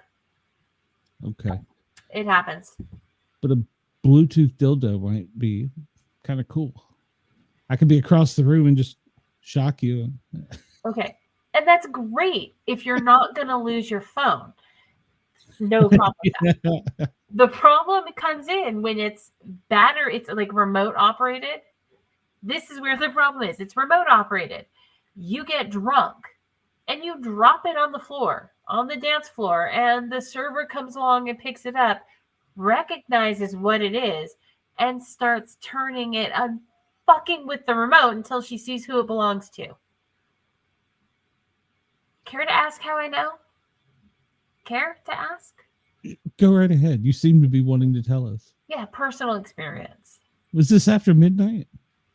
It started before midnight, finished after midnight, finished a few times after midnight. Oh, I love you, Aaron. All right, well, I'm going to wind this up. Yeah, I told everybody where they could find me. In the holiday break, if anybody wants to get in touch with me, of course, you can email me here at the show, paranormalguys with a Z at Gmail. And if you want to get to my personal email, which will get to me quicker, sportcat@protonmail.com is probably the quickest way. And otherwise, you can find me on Facebook, X. We can no longer stream on LinkedIn. That was taken away this week. So, so it wasn't because it wasn't us. It was because I envision in the future, and probably next year, we're going to have to pick a site and stick with it, because otherwise you'll have to upload it or whatever. And then it just becomes too much work, because every site wants you to customize your feed for their site. And I don't have time to set up an Instagram Reels, a TikTok, LinkedIn. There's like 100 of them. So we're probably just going to stick with YouTube. I mean, it's the safest. I'm a little disturbed by the whole LinkedIn thing, though. Like, well, we were out on LinkedIn until this show. This is the first one that's not on it. But LinkedIn was supposed to be like a business thing. Yeah. But they allowed streaming. They encouraged streaming up until last week. And, well, they still do encourage streaming. They just want you now to use their server. So you have to. It's a whole process, and Lord knows I sometimes struggle to get the shows together and time it out. But if I had to set up each stream, that'd be impossible. So it's so much work. Yeah, it's just in the near future. It's going to come down to, I predict, it's because everybody wants some money. Facebook wants a piece of the pie. If you get monetized on Facebook, I didn't even know I could get monetized on Facebook. I know you can get monetized on YouTube. You can on YouTube. You can on X. TikTok, you can on right? Facebook. Yeah, TikTok. I have enough followers, but I don't really stream there. I've toyed with it, but Okay. So I'm going to run this by you. Like if I send out messages to all of my favorite authors and tell them that we're interested in doing a show on fairy porn, would you be down for that? absolutely. Okay. I know Shay would be. Like Shay, like if Shay was on shift, I would take she would probably take the time off to do this. If I was on shift, I would take time to do a fairy porn thing. Okay. We can make it happen. Yeah. Okay. I have no problem with that. That was one of the things that a lot of people with my show, they wanted to put me in a box with the paranormal, and I didn't want to be put in the paranormal box. Oh, well, you want to do an all Bigfoot show? No, I don't want to do an all Bigfoot show. I don't want to do an all paranormal. I'm not afraid to I've had a sex worker. I've had a porn director. I've had an MMA star. I'm not afraid to have anybody in front of me. And that was one thing that a bunch of others who I was affiliated with would just put their nose in the air. Well, okay. It may not get me 1,000 likes or views or subs or whatever, but they have a story to tell and it's kind of cool. And I like to talk to these people. So Vic was fascinating. I actually could talk to Vic all day. And that voice, holy fuck. Well, we chatted back and forth on Instagram for probably a month before. He was eager to set it up, and we just couldn't get the date at first. And then once we got the date, because he, like he said, he's doing so many of them trying to get the book sales. So I'm going to be honest, like I really enjoyed talking to him. I really like what he had to say. Like I said, his voice, whew. So I'm going to go look it up on Audible, and I'm going to probably listen to it and maybe, let me know. Well, let me know about that too. But one of the things that I don't take video. Okay. One of the things I found interesting about the interview with Vic, and I've met a lot of producers and directors. He seemed like a caring type person. He seemed almost like a rescuer. And I really enjoyed that he took the time to think about the people. It wasn't just, go smile, whatever, cut, and that to me, especially in that business being as intimate, I've been on set, I've been on Marvel's movie set, I've been on the Avengers set and seen how the producers and directors and the PAs treat their people. So, I got a lot of respect for him because he's caring. He's a nice guy. And that's one of the reasons I asked him. I'm like, okay, so, would you consider coming back as an agent, as a representative for these people? And the reality is, as much as I hate to say it, the actual scripted porn industry it's leaving because there's so many people who can pick up their phone and take a shot of a dick entering their pussy and call it done and put it up there and make money from it.